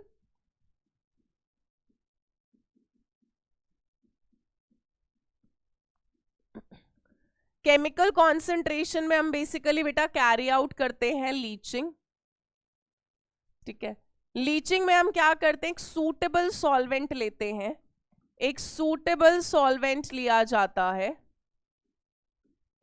इस तरह से कि और जो होती है वो डिसॉल्व कर जाती है इस सॉल्वेंट में, और जो इम्प्योरिटीज होती हैं वो कैसी रह जाती हैं बेटा, अनडिजॉल्व्ड रह जाती हैं। और डिजॉल्व कर जाती है बट इम्प्योरिटीज कैसी रह जाती हैं, अनडिजॉल्व्ड रह जाती है। ठीक है, लीचिंग अलग अलग मेटल्स के लिए करा जाता है। लीचिंग करा जाता है आपका एल्यूमिनियम के लिए यानी बॉक्साइट ओर के लिए, सिल्वर के लिए करा जाता है, और किसके लिए करा जाता है, आपका गोल्ड के लिए करा जाता है। ठीक है, सो लीचिंग के अंदर हम क्या कर रहे हैं, इस तरह से पाउडर्ड ओर को डिसॉल्व करा जाता है। ऐसा सूटेबल सॉल्वेंट लिया जाता है बेटा कि ओर का पार्ट डिसॉल्व कर जाए पर इम्प्योरिटीज अनडिसॉल्व रह जाए। ठीक है, इम्प्योरिटीज डिसॉल्व ना हो। एल्यूमिनियम की मेन ओर होती है बॉक्साइट। ठीक है, तो एल्यूमिनियम के लिए लीचिंग करा जाता है। एल्यूमिनियम में बेटा दो बॉक्साइट ओर होती है आपकी, रेड बॉक्साइट और वाइट बॉक्साइट। ठीक है, रेड बॉक्साइट में और तो आपकी ये होगी Al2O3.2H2O, और चाहे व्हाइट बॉक्साइट है उसमें भी आपकी और तो यही होती है Al2O3.2H2O। ये और वाला पार्ट होता है। जो ये रेड बॉक्साइट है, व्हाइट बॉक्साइट है, जो कलर लिखा है ये इम्प्योरिटीज की वजह से होता है। रेड बॉक्साइट के अंदर इम्प्योरिटी होता है बेटा या तो आयरन, फेरिक ऑक्साइड या फेरस ऑक्साइड, Fe2O3 Fu, ये रेडिश ब्राउन होता है जिसकी वजह से रेड बॉक्साइट होता है। और व्हाइट बॉक्साइट के अंदर सिलिका आपका किसकी तरह प्रेजेंट होता है, इम्प्योरिटी। ये भी व्हाइट ये भी व्हाइट, तो व्हाइट बॉक्साइट में कोई कलर नहीं आता। रेड बॉक्साइट के लिए हम कौन सा मेथड लगाते हैं, टू कॉन्सेंट्रेट, बेयर्स प्रोसेस। ठीक है, यहां पर NaOH सॉल्वेंट यूज करते हैं, NaOH इज यूज्ड। और व्हाइट बॉक्साइट को कॉन्सेंट्रेट करने के लिए बेटा मेथड लगाया जाता है सरपेक्स मेथड, जिसमें कार्बन प्लस N2 का मिक्सचर यूज होता है। ठीक है, तो दोनों ओर्स को चाहे रेड हो चाहे व्हाइट हो कॉन्सेंट्रेट करने के लिए अलग अलग मेथड से, एक जगह बेयर लगाते हैं एक जगह सरपेक्स लगाते हैं। सो यहाँ पर प्रोसेस लगाया जाता है, इस तरह से लगाया जाता है कि ओर का पार्ट डिसॉल्व हो जाता है, इम्प्योरिटीज नहीं होती है, इम्प्योरिटीज को फिर रिमूव कर देते हैं और प्योर ओर यानी ओर को कॉन्सेंट्रेट कर लेते हैं। Al2O3 एल्यूमिना मिल जाता है हमको। ठीक है, इसके अलावा बेटा सिल्वर और गोल्ड के लिए, सिल्वर या गोल्ड के लिए कैरी आउट करा जाता है लीचिंग प्रोसेस। लीचिंग में कौन सा प्रोसेस कैरी आउट होता है इन दोनों के लिए, साइनाइड प्रोसेस। क्या कैरी आउट होता है, साइनाइड प्रोसेस। साइनाइड प्रोसेस में क्या करते हैं, इनको साइनाइड, सोडियम साइनाइड या पोटेशियम साइनाइड के सॉल्वेंट में डिसॉल्व करा जाता है, वाटर होता है, और यहाँ पर बेटा ऑक्सीजन की प्रेजेंस होना बहुत जरूरी है। अगर ऑक्सीजन नहीं होता तो ये रिएक्शन रिवर्सिबल हो जाता है, दोनों डायरेक्शन में जा सकता है। O2 की प्रेजेंस इस रिएक्शन को इरिवर्सिबल बनाती है। तो जो आपकी ओर है जिसमें अभी इम्प्योरिटीज है, उनमें ओर का पार्ट बेटा डिसॉल्व कर जाता है और आपको एक कॉम्प्लेक्स मिलता है। ठीक है, यहां पर M जो है वो सिल्वर या गोल्ड है। तो पहला स्टेप होता है ये। सेकेंड स्टेप में क्या करते हैं, हम रिकवरी करते हैं, रिकवरी जिंक को यूज करके। तो ये जो मेटल का सॉल्यूबल कॉम्प्लेक्स बना, इसमें से मेटल आपको वापस चाहिए। तो पहले क्या करा बेटा हमने, जो इम्प्योर सिल्वर था या इम्प्योर गोल्ड था उसको सोडियम साइनाइड या पोटेशियम साइनाइड के सोल्यूशन में डिसॉल्व करते हैं और ऑक्सीजन की प्रेजेंस रखते हैं। तो ओर का पार्ट डिसॉल्व कर गया, इम्प्योरिटीज नहीं डिसॉल्व हुई, तो इम्प्योरिटीज को फिल्ट्रेशन करा, हटा दिया। अब ओर का पार्ट डिसॉल्व करके एक सॉल्यूबल कॉम्प्लेक्स दे देता है। अगर सिल्वर है तो AgCN whole twice minus, sodium होता है तो बेटा Na आ जाता है, पोटेशियम होता है तो पोटेशियम प्लस आ जाएगा। ठीक है, ये सॉल्यूबल कॉम्प्लेक्स बनता है। फिर ये सॉल्यूबल कॉम्प्लेक्स में से मुझे मेटल वापस चाहिए, मेरे लिए कॉम्प्लेक्स काम का नहीं है, तो हम यहाँ पर क्या डालते हैं बेटा, जिंक पाउडर डालते हैं, जिंक डालते हैं। तो यहाँ पर कॉम्प्लेक्स जिंक बना लेता है एक सॉल्यूबल, और यहां से आपको मेटल वापस मिल जाता है क्रूड फॉर्म में, यानी क्रूड सिल्वर या क्रूड गोल्ड मिल जाता है। यहाँ पे बेटा रिडॉक्स हो रहा होता है, जिंक 0 से x-4 is equal to -2, zinc का ऑक्सीडेशन स्टेट +2 आता है। 0 से +2 ऑक्सीडेशन, जिंक आपका रिड्यूसिंग एजेंट की तरह काम करता है, कॉम्प्लेक्स है कोऑर्डिनेशन कंपाउंड का। और यहाँ पर मेटल होगा x-2 इज इक्वल टू -1, +1 से 0 मेटल को रिड्यूस कर देता है। तो ये साइनाइड प्रोसेस होता है जिससे हम सिल्वर और गोल्ड की ओर को कॉन्सेंट्रेट करते हैं। अब जब ओर को हमने कॉन्सेंट्रेट कर लिया तो नेक्स्ट स्टेप होता है बेटा ओर को ऑक्साइड में कन्वर्ट करना, conversion of ore into oxide. यहां पर दो प्रोसेस होता है, कैल्सिनेशन और रोस्टिंग। कैल्सिनेशन या रोस्टिंग में दोनों में ही बेटा ओर ऑक्साइड में कन्वर्ट होता है, ये सिमिलैरिटी है। पर कैल्सिनेशन में कार्बोनेट ओर्स को हीट करते हैं एयर की एब्सेंस में, यहां पर एयर की जरूरत नहीं पड़ती। मेटल ऑक्साइड मिला, CO2 गैस इवॉल्व हो गया, ठीक है। कोई हाइड्रेटेड ओर ले लेते हैं, Fe2O3.3H2 लिमोनाइट, हीट करोगे मॉइस्चर निकल जाएगा, वाटर लूज हो जाता है। इसके अलावा कोई हाइड्रोक्साइड ओर अगर आप लेते हैं, हीट करेंगे मेटल ऑक्साइड मिलेगा और यहां से भी क्या रिमूव हो जाता है बेटा, मॉइस्चर रिमूव हो जाता है, ठीक है। सो कैल्सिनेशन में जो भी मेटल का ओर है उसको एब्सेंस ऑफ एयर में हीट करा जाता है, और इस तरह से हीट करते हैं कि मेटल ऑक्साइड मिलता है, कार्बोनेट ओर से CO2 निकल जाता है, हाइड्रेटेड ओर से वाटर निकल जाता है, हाइड्रोक्साइड से भी क्या निकल जाता है, वाटर निकल जाता है। रोस्टिंग के अंदर क्या करते हैं हम बेटा, सल्फाइड ओर को एयर की प्रेजेंस में हीट करा जाता है। तो रोस्टिंग में एयर चाहिए, कैल्सिनेशन में एयर नहीं चाहिए। ये यूज होता है कार्बोनेटेड और हाइड्रेटेड और हाइड्रोक्साइड के लिए, रोस्टिंग यूज होता है सल्फाइड ओर को बदलने के लिए मेटल ऑक्साइड में। तो ZNO मिलता है और क्या मिल गया बेटा आपको, SO2 गैस निकल गया। PbS प्लस O2 हीट करा, PbO प्लस SO2 निकल गया, ठीक है। तो यहां पर सल्फाइड ओर को मेटल ऑक्साइड में कन्वर्ट करा जाता है, metal oxide metal oxide metal oxide metal oxide metal oxide, ठीक है। सो कैल्सिनेशन में एब्सेंस ऑफ एयर, रोस्टिंग में presence of air.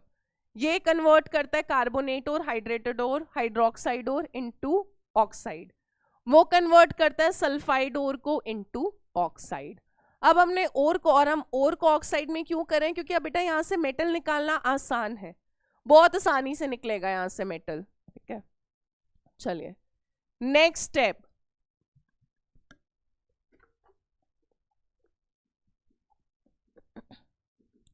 Next step है बेटा आपका रिडक्शन टू मेटल। अब हमने ऑक्साइड में कन्वर्ट कर लिया, अब हमें मेटल के अंदर रिड्यूस करना है। तो इसको भी हम बेटा फ्लो चार्ट की फॉर्म में ही कर लेते हैं। फ्लो चार्ट के अंदर चीजें आसान हो जाती हैं, सब एक जगह हो जाता है।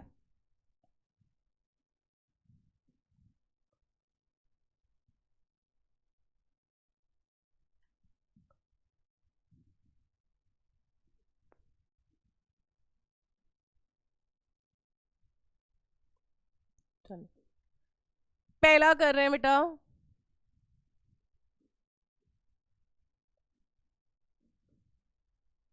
रिडक्शन बाय कार्बन, जिसको एक और नाम से बुलाया जाता है स्मेल्टिंग। मैं सिर्फ मेन पॉइंट्स लिखूंगी बेटा, बाकी सब क्योंकि अगर हमें फटाफट करना है तो I have to be very precise जहां से सवाल आते हैं। कार्बन या स्मेल्टिंग में क्या होता है बेटा, कार्बन आपका रिड्यूसिंग एजेंट होता है, तो कार्बन बेटर रिड्यूसिंग एजेंट की तरह काम करता है हाई टेम्परेचर पे, और carbon monoxide better reducing agent होती है लो टेम्परेचर पे। तो आप दोनों में से कोई भी रिड्यूसिंग एजेंट ले सकते हो, जैसे कि PbO plus C will give you Pb plus CO, high temperature. यहां पर आपको काफी ज्यादा हीट करना पड़ेगा, ठीक है। ZnO प्लस C, काफी स्ट्रॉन्ग हीट करोगे तब बेटा आपको मेटल ऑक्साइड मेटल में रिड्यूस मिलेगी, ठीक है। मेटल ऑक्साइड से मेटल में रिडक्शन, कार्बन से कार्बन मोनोऑक्साइड में ऑक्सीडेशन, ये आपका कैसा एजेंट है बेटा, रिड्यूसिंग एजेंट। बट अगर कार्बन ले रहे होते हो, कोक ले रहे हो, तो आपको काफी ज्यादा हीट करना पड़ता है। इसके अलावा बेटा कार्बन मोनोऑक्साइड भी रिड्यूसिंग एजेंट की तरह काम कर सकता है, Zn प्लस CO2। पर कार्बन मोनोऑक्साइड अगर आप ले रहे हैं तो लो टेम्परेचर चाहिए। तो यहां पर सवाल इससे आता है, स्मेल्टिंग के अंदर सवाल यहां से आता है, कौन बेटर रिड्यूसिंग एजेंट कहां पर है। सो रिडक्शन बाय कार्बन में मेटल ऑक्साइड मेटल में रिड्यूस हो जाती है, कार्बन आपका रिड्यूसिंग एजेंट होता है। But carbon is a good reducing agent at high temperature, CO is a good reducing agent at low temperature. चलिए सेकंड है आपका बेटा एल्यूमिनो थर्माइट रिडक्शन। कौन सा है बेटा आपका, एल्यूमिनो थर्माइट रिडक्शन। सो एल्यूमिनो थर्माइट रिडक्शन में क्या होता है, मेटल ऑक्साइड, जिससे कि मेन पहले पॉइंट लिख लेते हैं। यहां पर एल्यूमिनियम आपका कैसा एजेंट होता है बेटा, Ra का मतलब है reducing agent. So aluminium acts as your reducing agent in alumino thermite reduction, जैसे कि आपका Cr2O3 प्लस Al, आपको मिलेगा क्रोमियम प्लस Al2O3। ये रिएक्शन इतना एक्सोथर्मिक होता है, इतना एक्सोथर्मिक होता है कि बेटा यहाँ पर मेटल आपको मोल्टन स्टेट में मिलता है। ऐसे Fe2O3 plus Al gives iron molten form में, और क्या मिलता है, Al2O3। Al से Al2O3 में ऑक्सीडेशन, तो ये आपका कैसा एजेंट होता है बेटा, रिड्यूसिंग एजेंट। और ये वाला रिएक्शन आपका यूज होता है इन जॉइनिंग रेलवे ट्रैक्स, ठीक है, यानी कि थर्माइट वेल्डिंग में यूज होता है। कहां पर यूज होता है, थर्माइट वेल्डिंग में, ठीक है। कहीं पर अगर रेलवे ट्रैक टूट गया, आयरन का बना होता है, तो वहीं पे थर्माइट रिएक्शन कैरी आउट कराते हैं, मोल्टन आयरन मिलता है, वो पिघले हुए आयरन को वहीं डाल देते हैं, वो कूल होगा, रेलवे ट्रैक को जोड़ देगा, क्योंकि पूरा रेलवे ट्रैक नया तो बनाएंगे नहीं, तो जहां से भी टूटा होता है वहीं पर जोड़ दिया जाता है by carrying this thermite reaction. तो ये रिएक्शन इंपॉर्टेंट है, इस पर सवाल आ जाता है कि कौन सा रिएक्शन थर्माइट वेल्डिंग में यूज होता है, ये वाला होता है। चलिए नेक्स्ट है बेटा, मेटल ऑक्साइड को मेटल में रिड्यूस करने का मेथड है सेल्फ या फिर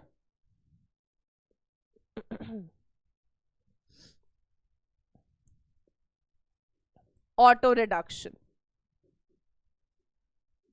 ठीक है। और लास्ट है आपका बेटा इलेक्ट्रोलिटिक रिडक्शन। तो ये दोनों नेक्स्ट स्लाइड पे डिस्कस करेंगे, ठीक है। सेल्फ या ऑटो रिडक्शन, ये दोनों मेथड लगते हैं मॉडरेटली रिएक्टिव मेटल ऑक्साइड्स के लिए, ये लगता है बहुत लेस रिएक्टिव के लिए, वो लगता है बहुत हाईली रिएक्टिव के लिए। तो तीसरा वाला कर रहे हैं, ऑटो रिडक्शन में क्या होता है,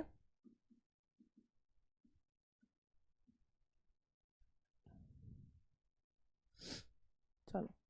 सो auto reduction is used for very less reactive metals obtain करने के लिए। बहुत कम रिएक्टिव मेटल्स जो होते हैं उनके लिए रिडक्शन के लिए हम ऑटो रिडक्शन लगाते हैं।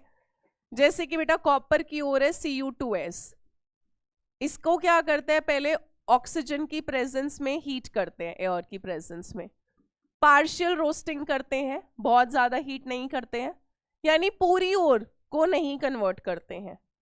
तो आपको रोस्टिंग से क्या मिलेगा बेटा, Cu2 और कौन सी गैस निकलेगी, SO2 सल्फर डाइऑक्साइड। फिर ये जो Cu2O है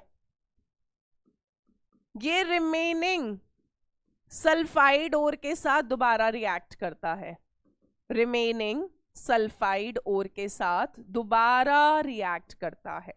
तो हमने क्या कहा कि पहले ओर की पार्शियल रोस्टिंग करी, पूरा नहीं करते हैं रोस्ट, पार्शियल, आधा रोस्ट करा, थोड़ा सा रोस्ट करा, Cu2O मिलता है। फिर ये Cu2O Cu2S के साथ ही कंबाइन करके आपको कॉपर देता है, और कौन सी गैस निकल जाती है बेटा? SO2 निकल जाती है। यहां से ऑटो रिडक्शन से जो कॉपर मिलता है, इस कॉपर को बुलाते हैं बेटा ब्लिस्टर कॉपर। ब्लिस्टर कॉपर, ये ब्लिस्टर कॉपर क्या होता है? जिससे आपने, ब्लिस्टर का मतलब होता है छाला, है ना, जब हाथ जल जाता है, हाथ पर तेल गिर गया या छाले पड़ गए, तो यहाँ पर जो कॉपर है ब्लिस्टर कॉपर, वो उसकी अपीयरेंस पर नाम दिया गया है। जैसे ब्लिस्टर्स होते हैं उस तरह से इस कॉपर में ब्लिस्टर हो जाता है, छाले की तरह दिखता है, ब्लिस्टर्ड कॉपर होता है। वो इसकी अपीयरेंस पर है कि किस तरह से दिख रहा होता है। और वो जो बबल्स आते हैं, ब्लिस्टर्स आते हैं, वो कौन सी गैस की वजह से आते हैं? Because of SO2। SO2 evolve हो रही होती है, वो आपके कॉपर के अंदर बेटा ऐसे बबल्स की तरह अपीयरेंस दे देती है, तो यहाँ पर ब्लिस्टर कॉपर मिलता है। तो ऑटो रिडक्शन से आप PbS + O2, पार्शियल रोस्टिंग करो PbO + SO2, फिर PbO रिमेनिंग PbS के साथ कंबाइन करेगा, Pb + SO2 मिल जाता है। ठीक है, तो लेड के लिए कैरी आउट कर सकते हैं, गैलेना के लिए, सिनाबार के लिए कर सकते हैं। HgS + O2 gives HgO + SO2, फिर HgO + HgS gives Hg + SO2। तो लेस रिएक्टिव वालों के लिए कैरी आउट होता है। और आपका नेक्स्ट है इलेक्ट्रोलिटिक रिडक्शन। ये लगता है बेटा हाईली रिएक्टिव मेटल्स के लिए, यानी ग्रुप 1, ग्रुप 2 और एल्यूमिनियम के लिए। इन मेटल्स के लिए इलेक्ट्रोलिटिक रिडक्शन लगाया जाता है, क्योंकि ये बहुत रिएक्टिव मेटल्स हैं। इनको आप कार्बन रिड्यूसिंग मेथड से नहीं कर सकते, क्योंकि कार्बन के साथ रिएक्ट करके ये मेटल कार्बाइड बना लेते हैं, calcium carbide, magnesium carbide, aluminium carbide. तो कार्बन से रिड्यूस कर नहीं सकते। एल्यूमिनियम अपने ऊपर वालों को तो रिड्यूस कर ही नहीं सकता ना बेटा, सोडियम मैग्नीशियम, इनको कैसे रिड्यूस करेगा? तो इलेक्ट्रोलिटिक रिडक्शन लगाया जाता है फॉर हाईली रिएक्टिव मेटल्स, जैसे कि सोडियम क्लोराइड। मोल्टन की इलेक्ट्रोलिसिस कर दो, आपने ही पढ़ा हुआ है बेटा इलेक्ट्रोकेमिस्ट्री में। सोडियम मेटल कहाँ मिलेगा? कैथोड पर। और क्लोरीन कहाँ पर मिलेगा? एनोड पर। तो इलेक्ट्रोलिटिक रिडक्शन कर सकते हैं हम मेटल के कंपाउंड्स को। इसके अलावा बेटा एल्यूमिना। अब एल्यूमिना के केस में दो प्रॉब्लम आती है। इसके इलेक्ट्रोलिसिस में क्या प्रॉब्लम आती है? एक तो इसका मेल्टिंग पॉइंट बहुत हाई है, 2050 degree Celsius, plus alumina poor conductor है इलेक्ट्रिसिटी का, तो इसकी इलेक्ट्रोलिसिस में बहुत प्रॉब्लम आती है कि पहले तो इसको मेल्ट करने में इतना ज्यादा 2050 तक तो पहले हीट करूं, तब तो जाके ये पिघलेगा। NaCl का तो मेल्टिंग पॉइंट इतना ज्यादा नहीं होता।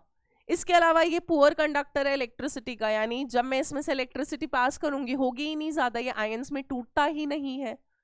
तो एल्यूमिना के इलेक्ट्रोलिसिस में, ठीक है, एल्यूमिना के इलेक्ट्रोलिसिस में इसका नाम है बेटा, इस प्रोसेस का नाम है, इसको बुलाया जाता है hall Harold process.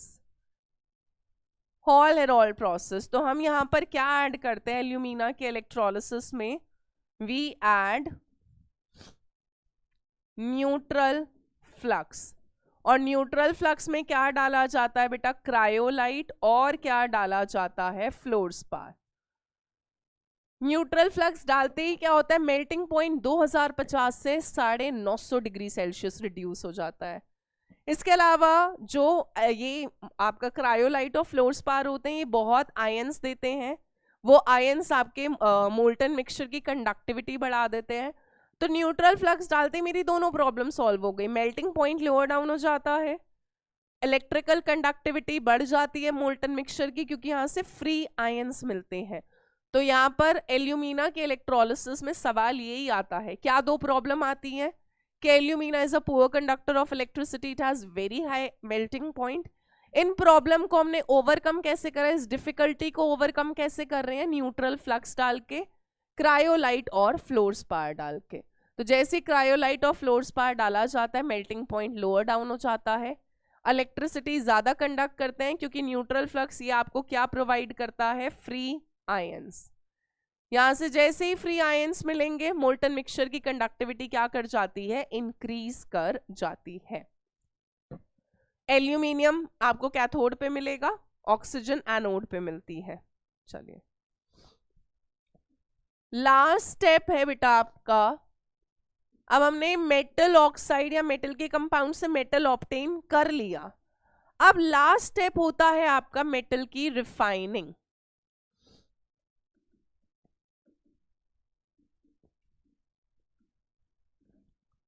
Refining of metals में पहला कर रहे हैं बेटा फिजिकल प्रोसेस।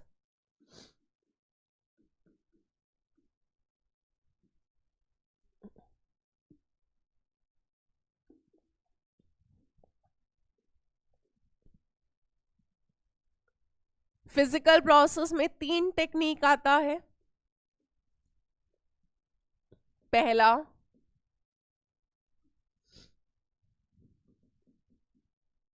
लिक्वेशन, बहुत आसान सी टेक्निक है। अब हमें बेसिकली मेटल को क्या करना है बेटा, प्योरीफाई कराना है, प्योरीफाई। दूसरा होता है डिस्टिलेशन, और तीसरा होता है जोन रिफाइनिंग। ठीक है, लिक्वेशन तब लगाया जाता है जब इम्प्योरिटीज का मेल्टिंग पॉइंट हाई होता है और मेटल का मेल्टिंग पॉइंट लो होता है। ठीक है, तो लिक्वेशन में क्या करते हैं बेटा, हम एक इम्प्योर मेटल की रॉड लेते हैं और एक स्लोपिंग हर्थ होता है, तो यहाँ पे आपकी मेटल की रॉड होती है। ठीक है, उसको हमने नीचे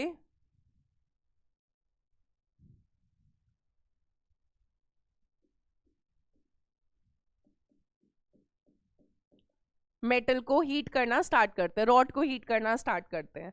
जब हीट करना स्टार्ट करेंगे तो होता क्या है, इम्प्योरिटीज का मेल्टिंग पॉइंट ज्यादा होता है, मेटल का लो होता है।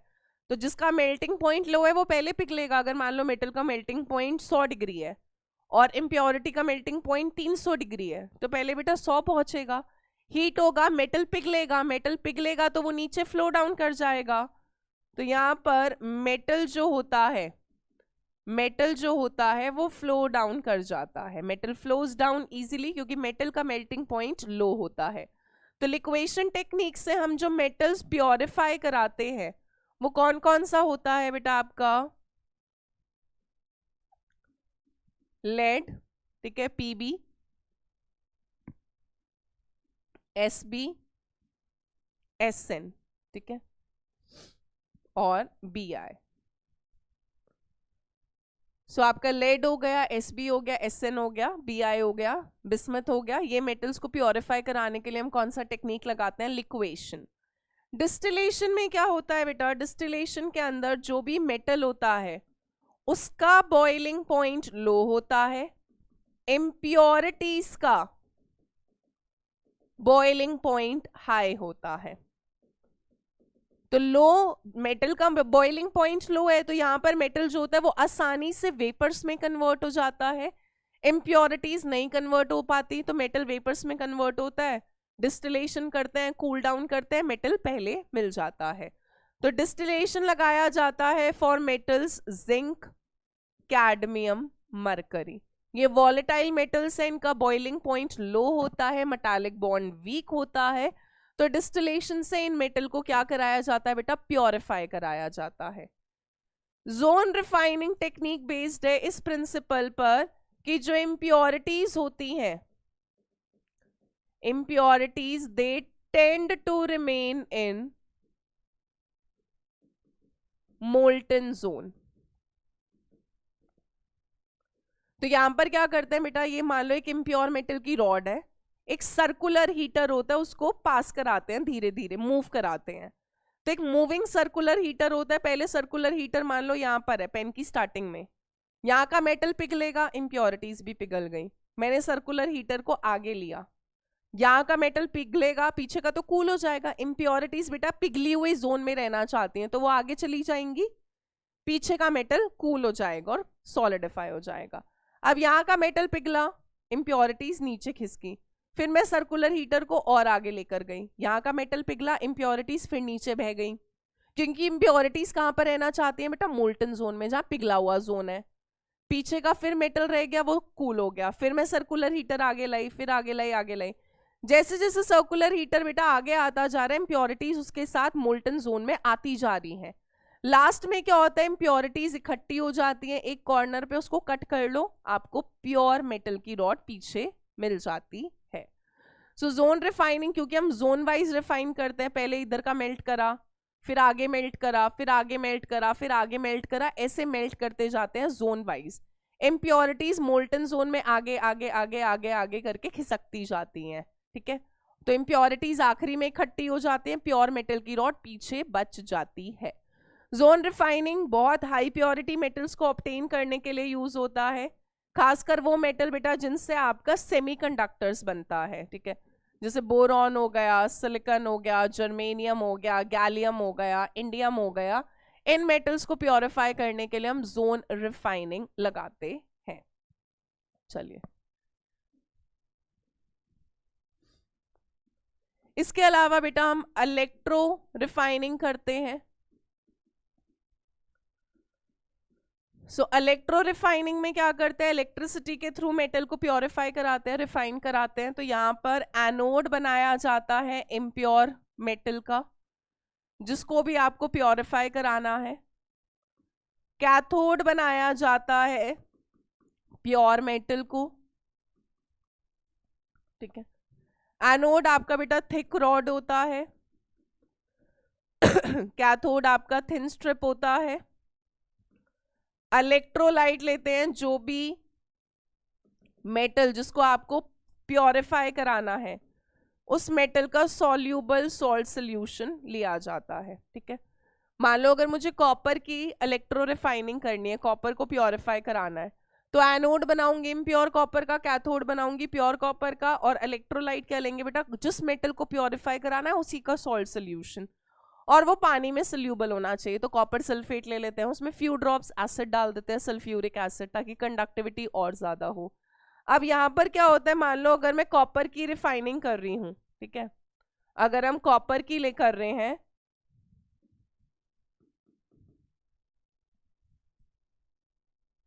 इलेक्ट्रो रिफाइनिंग ऑफ कॉपर, तो एनोड पर क्या होता है बेटा, ऑक्सीडेशन। तो वहां पे जो इम्प्योर कॉपर होता है वो सॉल्यूशन के अंदर डिसॉल्व होता जाएगा, है ना। एनोड पे ऑक्सीडेशन, इम्प्योर जो कॉपर होता है वो अपने 2 इलेक्ट्रॉन लूज करता जाता है, और कॉपर 2+, कॉपर आयन सॉल्यूशन के अंदर आते जाते हैं। फिर कैथोड पर क्या होता है बेटा, कैथोड पर रिडक्शन होता है, तो जो सॉल्यूशन के अंदर कॉपर 2+ आयंस होते हैं, ये 2 इलेक्ट्रॉन गेन करके कॉपर की फॉर्म में डिपॉजिट होते जाएंगे प्योर कैथोड पे। तो कैथोड की रॉड थिक होती जाती है कुछ टाइम बाद, और जो एनोड होता है जो थिक होता है शुरू में, वो धीरे धीरे पतला होता जाएगा, क्योंकि एनोड डिसॉल्व हो रहा है, वहां से जो कॉपर था वो सोल्यूशन में जाए जा रहा है, ठीक है। इसके अलावा बेटा जो सॉल्यूबल इम्प्योरिटीज होती हैं, सॉल्यूबल इम्प्योरिटीज, ठीक है, वो कहां पर चली जाएंगी, दे गो इनटू द सॉल्यूशन। अरे जो सॉल्यूबल इम्प्योरिटी वो तो बेटा सॉल्यूशन के अंदर ही तो जाएगा, है ना। और सॉल्यूबल इम्प्योरिटीज होती हैं हाईली रिएक्टिव मेटल्स की, जो मान लो अगर कॉपर की इलेक्ट्रो रिफाइनिंग करे और कॉपर के अंदर कोई उससे ज्यादा रिएक्टिव मेटल प्रेजेंट था, तो इलेक्ट्रो रिफाइनिंग में बेटा सॉल्यूबल इम्प्योरिटी सॉल्यूशन में जाती हैं, और इनसॉल्यूबल इम्प्योरिटीज कैसे सेटल डाउन हो जाती हैं, दे सेटल एज एनोड मड। अब जो इनसॉल्यूबल इम्प्योरिटीज होती हैं वो होती हैं लेस रिएक्टिव मेटल्स की, लेस रिएक्टिव मेटल्स की, जो रिएक्ट ही नहीं कर सकते हैं। सो लेस रिएक्टिव मेटल्स की जो इम्प्योरिटीज होती हैं वो इनसॉल्यूबल होती है, वो एनोड के नीचे एनोड मड की फॉर्म में इकट्ठी हो जाती हैं। कॉपर के इलेक्ट्रो रिफाइनिंग में बेटा एनोड मड के अंदर हमें सिल्वर भी मिल जाता है क्योंकि वो उससे कम रिएक्टिव होता है, गोल्ड भी मिल जाता है, प्लैटिनम भी मिल जाता है एनोड मड के अंदर, ठीक है। सो ये आपका इलेक्ट्रो रिफाइनिंग होता है, इससे भी आप प्योर मेटल ऑब्टेन करते हो कैथोड पर।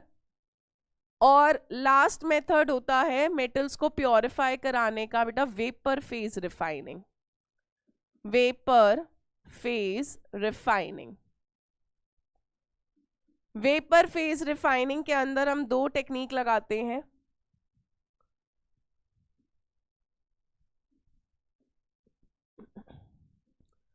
पहला है आपका वेनार्कल मेथड,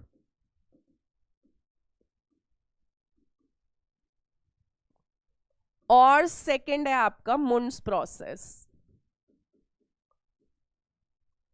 मुंड्स प्रोसेस तो पर्टिकुलरली कौन से मेटल को प्योरीफाई करने के लिए लगता है, निकल।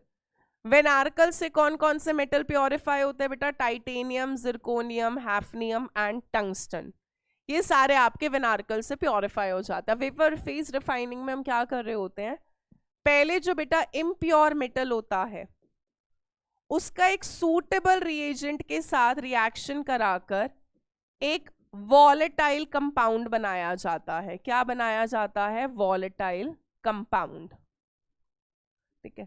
तो जो भी मेरा इम्प्योर मेटल है उसको एक अच्छे तो नहीं कहेंगे, एक सूटेबल रिएजेंट जिसके साथ वो तो रिएक्ट कर सकता है पर इम्प्योरिटीज नहीं करेंगी। तो टाइटेनियम के अंदर जो भी इम्प्योरिटीज प्रेजेंट है वो बेटा आयोडीन के साथ रिएक्ट नहीं करती, पर टाइटेनियम आयोडीन के साथ रिएक्ट करके एक वॉलेटाइल कंपाउंड वेपर में कन्वर्ट हो जाता है, TiI4। इम्प्योरिटीज पीछे रह जाएंगी, टाइटेनियम आयोडीन के साथ रिएक्ट करा, एक वेपर की फॉर्म में कन्वर्ट हो गया, एक वॉलेटाइल कंपाउंड बन गया। वॉलेटाइल क्या होता है, जो आसानी से वेपर में बदल जाए।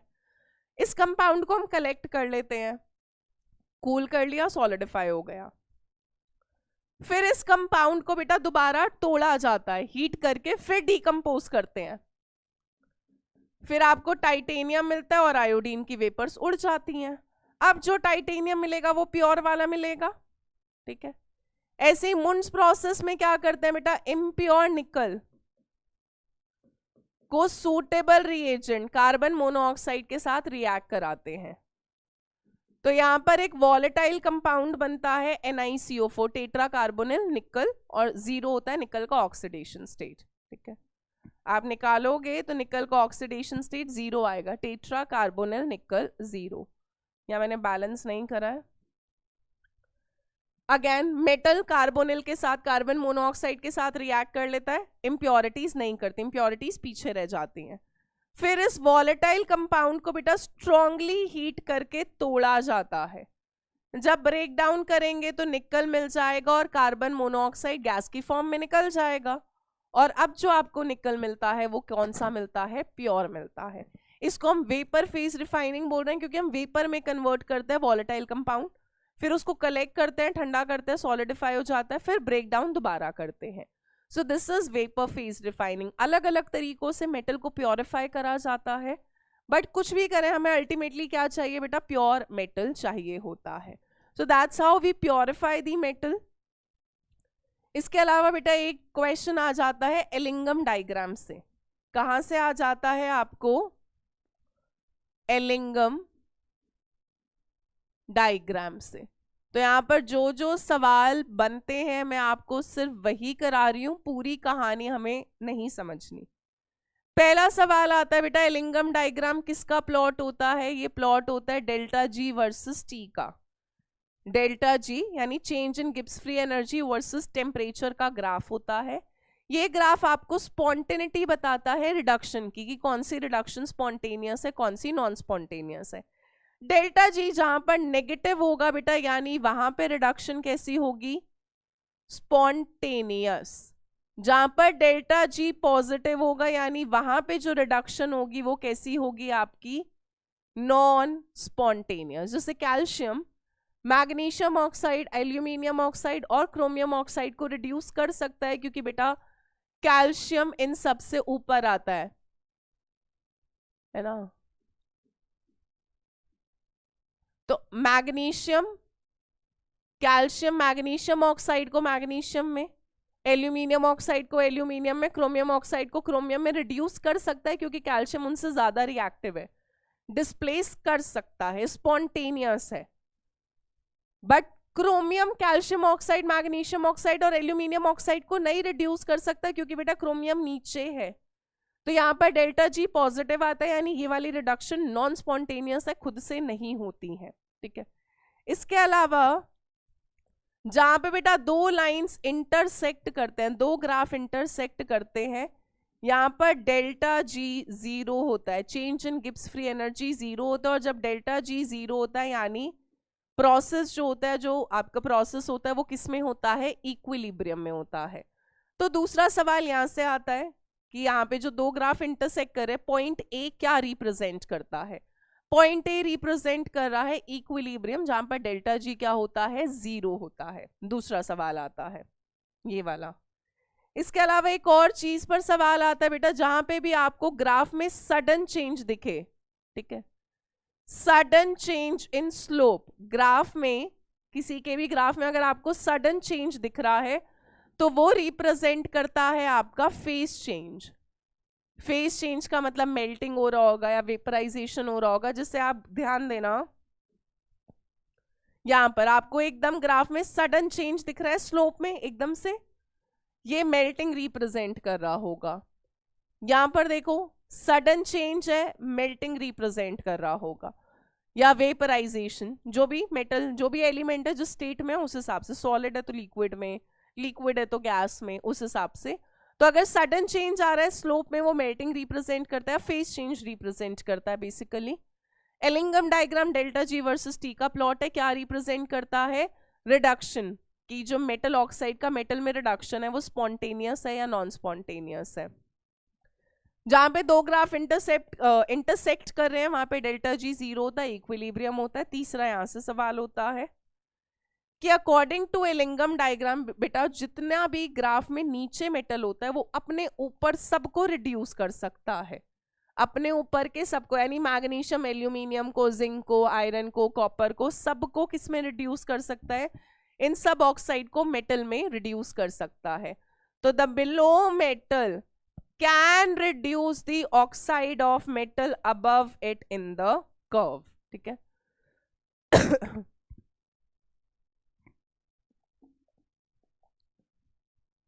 जो भी इससे ऊपर है उन सबको वो रिड्यूस कर सकता है। ध्यान दीजिएगा, ये जो ए पॉइंट है, ठीक है, ये आपका बेटा नियर अबाउट 1623 का केल्विन होता है, 1623 केल्विन होता है। यहां पर सवाल आता है चौथा, ठीक है, बिलो 1623 केल्विन, बिलो 1623 केल्विन पर अगर आप बेटा ग्राफ में ध्यान दोगे तो मैग्नीशियम का कर्व नीचे है, आप एनसीईआरटी में डायग्राम देखना, और एल्यूमिनियम का ऊपर है। तो बिलो 1623 केल्विन क्या होता है बेटा, magnesium acts as a reducing agent. तो मैग्नीशियम क्या करता है, एल्यूमिनियम ऑक्साइड को एल्यूमिनियम में रिड्यूस कर देता है और खुद किस में कन्वर्ट हो जाता है, मैग्नीशियम ऑक्साइड में। पर अबव 1623 केल्विन पर, यानी जब 1623 केल्विन के बियॉन्ड जाओगे तो आप ग्राफ में ध्यान देना बेटा, ये वाला ग्राफ का कर्व अब ऊपर हो गया है और ये वाला ग्राफ नीचे हो गया है, यानी एल्यूमिनियम का नीचे हो गया है, मैग्नीशियम का ऊपर हो गया है। नीचे वाला ऊपर वाले को रिड्यूस कर सकता है, यानी 1623 के बाद क्योंकि एल्यूमिनियम का ग्राफ नीचे हो जाता है तो अब वो रिड्यूसिंग एजेंट की तरह काम करेगा, क्योंकि जो नीचे वाला है वो अपने से ऊपर सबको रिड्यूस कर सकता है।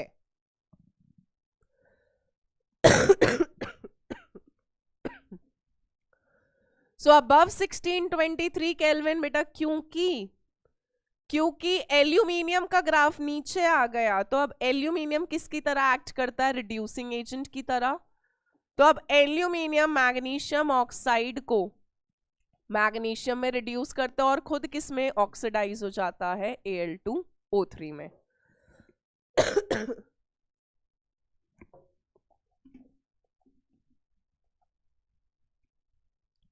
सो ये सारा सवाल आपका आता है एलिंगम डायग्राम से। चलिए नेक्स्ट बेटा फटाफट से एक्सट्रैक्टिव मेटलर्जी देख रहे हैं, ठीक है। इंडिविजुअल मेटल का फ्लो चार्ट में ही कर रहे हैं। तो सबसे पहले हम एल्यूमिनियम का कर रहे हैं। हमारे पास एल्यूमिनियम की बॉक्साइट और थी। बॉक्साइट दो तरह का था, रेड और वाइट। रेड के अंदर आयरन ऑक्साइड का इम्प्योरिटी था, वाइट के अंदर SiO2 का था। हमने इनको कॉन्सेंट्रेट करा था। रेड बॉक्साइट को कॉन्सेंट्रेट कर सकते हैं बेयर्स प्रोसेस से, हॉल्स प्रोसेस से, और वाइट बॉक्साइट को कॉन्सेंट्रेट करते हैं सरपेक्स से। यहाँ पर जो Al2O3 मिलता है वो कैसा मिलता है आपका बेटा? प्योर मिलता है, प्योर एल्यूमिना मिल जाता है यहाँ पर।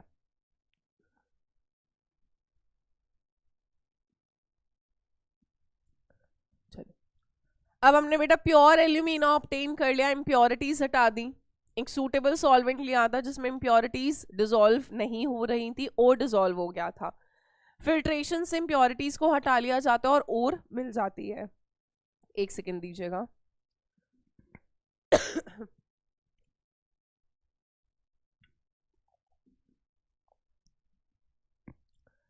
दिस इज अ कॉन्टिन्यूस, ऐसा थ्रोट इन्फेक्शन हो रखा है। चलिए, प्योर एल्यूमिना मिला। अब हमने इलेक्ट्रोलिटिक रिडक्शन करा बेटा, हॉल हेरॉल्ड प्रोसेस देखा था। दो डिफिकल्टी आ रही थी, हाई मेल्टिंग पॉइंट था, पुअर कंडक्टर था इलेक्ट्रिसिटी का, तो हमने यहाँ पे न्यूट्रल फ्लक्स डाला था। हॉल हेरॉल्ड प्रोसेस होता है, एल्यूमिनियम मिलता है कैथोड पे, पर अभी भी एल्यूमिनियम बहुत ज्यादा प्योर नहीं होता। सो इलेक्ट्रो रिफाइनिंग करते हैं, इसको हुप्स प्रोसेस बोला जाता है। अगेन वही है बेटा, एल्यूमिनियम इम्प्योर वाले को बनाते हैं एनोड, प्योर एल्यूमिनियम को बनाते हैं कैथोड, और जो क्रायोलाइट होता है वो आपका इलेक्ट्रोलाइट की तरह डलता है। प्योर एल्यूमिनियम आपको कहां पर ऑब्टेन होता जाता है? कैथोड पर ऑब्टेन होता जाता है। नेक्स्ट है कॉपर। कॉपर के केस में हम क्या करते हैं? कॉपर की मेन ओर होती है copper pyrite, CuFeS2। Froth flotation से कॉन्सेंट्रेट करा क्योंकि सल्फाइड ओर था, कॉन्सेंट्रेट हो गई। फिर अब बेटा रोस्टिंग करते हैं तो ये Cu2S प्लस FeS मिलता है, इसको बुलाते हैं कॉपर मैट। सॉरी।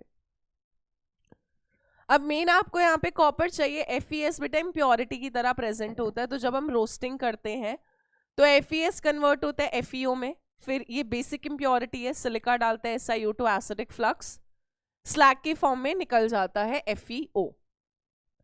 फिर यहाँ पर आपको Cu2S की हमने करा था बेटा ऑटो रिडक्शन से, Cu2S को पहले पार्शियल रोस्टिंग करा Cu2O, फिर Cu2O रिमेनिंग Cu2S के साथ कंबाइन करके सेल्फ रिडक्शन से आपको क्या देता है? Blister copper.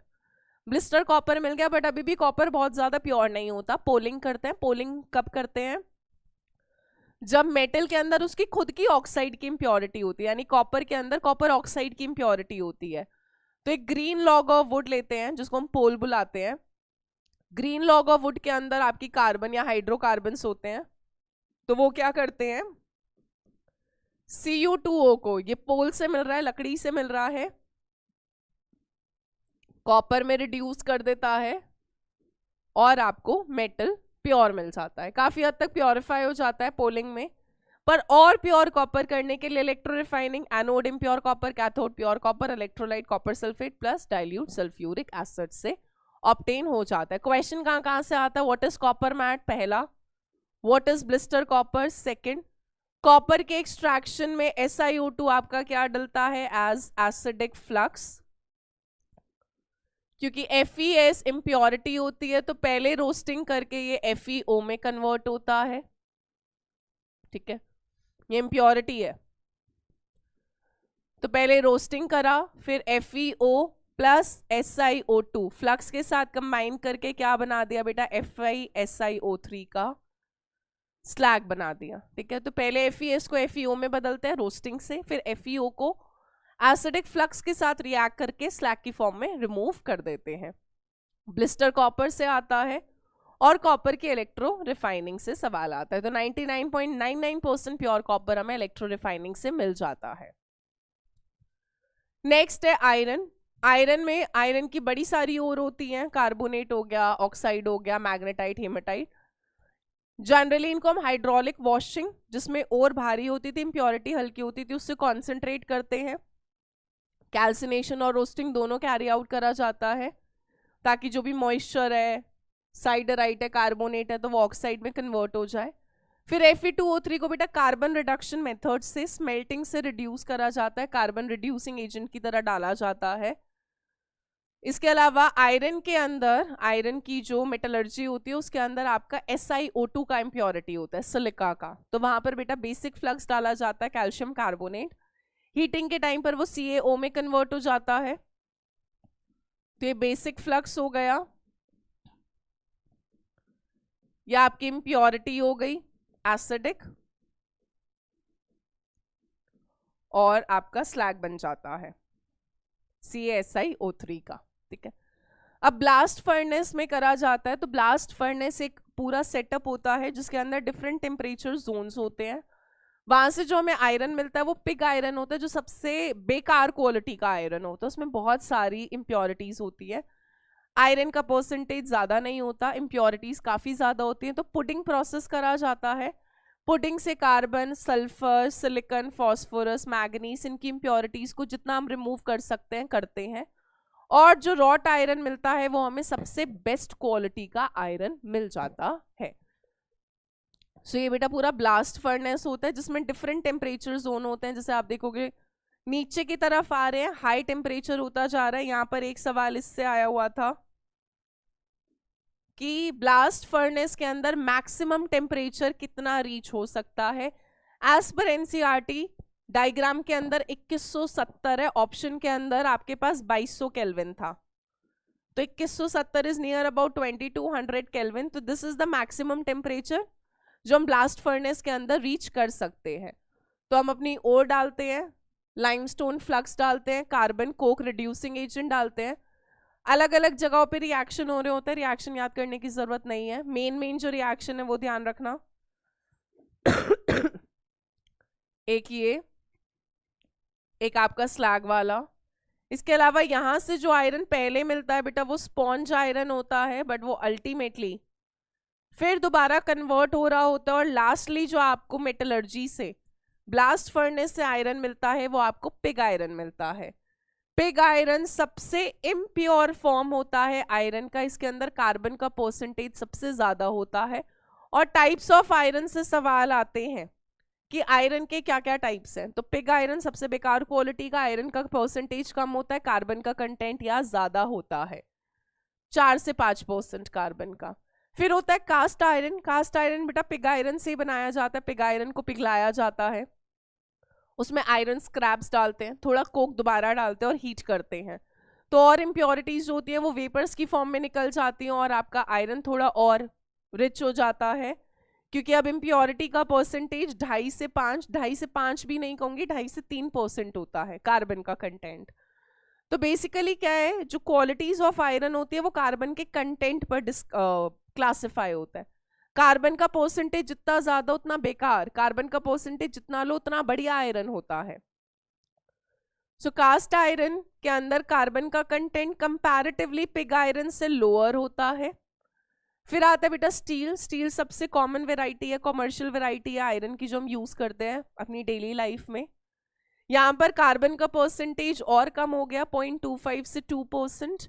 और रॉट आयरन पर तो सबसे ज्यादा सवाल आते हैं, जिसको मैलिएबल आयरन भी बोला जाता है। यह आयरन का सबसे प्योरेस्ट फॉर्म है, इसमें आयरन का परसेंटेज बहुत ज्यादा होता है, और कार्बन बेटा 0.25 से 0.3, बहुत कम परसेंटेज है, बहुत बढ़िया क्वालिटी ऑफ आयरन होता है। चलिए नेक्स्ट आ रहे हैं गोल्ड का मेटलर्जी। गोल्ड का मेटलर्जी कैसे करेंगे, गोल्ड हमें अर्थ क्रस्ट में एज इट इज मिलती है, तो गोल्ड को हम लीचिंग से प्योरीफाई कर सकते हैं। लीचिंग में क्या कर रहे थे बेटा, गोल्ड की ओर को हम सोडियम साइनाइड में डिसॉल्व करेंगे, तो ओर डिसॉल्व हो जाती है, इम्प्योरिटी रह जाती है, रेसिड्यू में इम्प्योरिटी रह जाएगी, फिल्ट्रेट के अंदर आपको गोल्ड का कॉम्प्लेक्स मिलेगा NaAuCN होल ट्वाइस। फिर रिकवरी करते हैं जिंक के थ्रू, तो ये वाटर सोल्यूबल कॉम्प्लेक्स मिलता है और क्रूड गोल्ड मिलता है, जिसके अंदर अभी भी और मेटल्स प्रेजेंट होते हैं, जिंक होता है, लेड होता है, कॉपर होता है, सिल्वर होता है। सल्फ्यूरिक एसिड डालते हैं तो आपका ZnSO4 निकल जाता है और हाइड्रोजन गैस निकल जाती है ना। जिंक बेटा जैसे H2SO4 के साथ रिएक्ट करेगा तो क्या बनेगा, ZnSO4 प्लस H2, तो जिंक सल्फेट की फॉर्म में रिमूव कर देते हैं। फिर गोल्ड के अंदर अभी भी लेड कॉपर सिल्वर प्रेजेंट है, क्यूपलेशन करते हैं। क्यूपलेशन में क्या होता है, लेड की इम्प्योरिटी जो है उसका ऑक्सीजन की तरफ बहुत प्यार है, तो लेड ऑक्सीजन के साथ बेटा एक वॉलेटाइल ऑक्साइड की फॉर्म में निकल जाता है। तो क्यूपलेशन तब करा जाता है जब इम्प्योरिटी का एफिनिटी ऑक्सीजन की तरफ ज्यादा है। लेड ऑक्सीजन से बहुत प्यार करता है, वॉलेटाइल ऑक्साइड बनाता है और पीबीओ की फॉर्म में निकल जाता है। अब गोल्ड के अंदर कॉपर और सिल्वर बचा है, वैसे तो ये गोल्ड ठीक है, काम आ जाता है, पर अगर और प्योर गोल्ड ऑब्टेन करना है, और ज्यादा प्योरिटी का चाहिए, तो इलेक्ट्रो डिफाइनिंग कर लो। Gold cathode pure, anode impure gold, electrolyte लेते हैं AuCl3, इलेक्ट्रो डिफाइनिंग करो, कैथोड पे pure copper deposit, pure copper कह रही हूँ, प्योर गोल्ड डिपॉजिट होता जाएगा। सेम सिल्वर का है, सेम, क्योंकि दोनों को लीचिंग से ही करा जाता है। सिल्वर की ओर या सिल्वर जैसा भी आपको मिल रहा है, लीचिंग करो, सॉल्यूबल कॉम्प्लेक्स मिलेगा। जिंक के थ्रू रिकवरी करते हैं, क्रूड जिंक मिलता, क्रूड सिल्वर मिलेगा, जिंक की इम्प्योरिटी होती है। और अल्ट्रा प्योर ऑब्टेन करने के लिए हम इलेक्ट्रो रिफाइनिंग कर सकते हैं। सो ये सारे तरीकों से हम बेटा मेटल्स को ऑब्टेन कर रहे हैं। जितना भी इंपॉर्टेंट एरिया था वो मैंने आपको सारा बता दिया है, जहां जहां से सवाल आते हैं। स्टिल आई वुड सजेस्ट कि आप एक बार एनसीईआरटी पढ़ो, इन नोट्स को एक दो बार कॉन्टिन्यूसली गो थ्रू करो, उसके बाद PYQs लगाना, आपसे सारे क्वेश्चंस हो जाएंगे। Thank you so much and I'll see you super soon in the next complete chapter series. Till then, take care, keep revising, keep smiling. Bye bye guys. Thank you.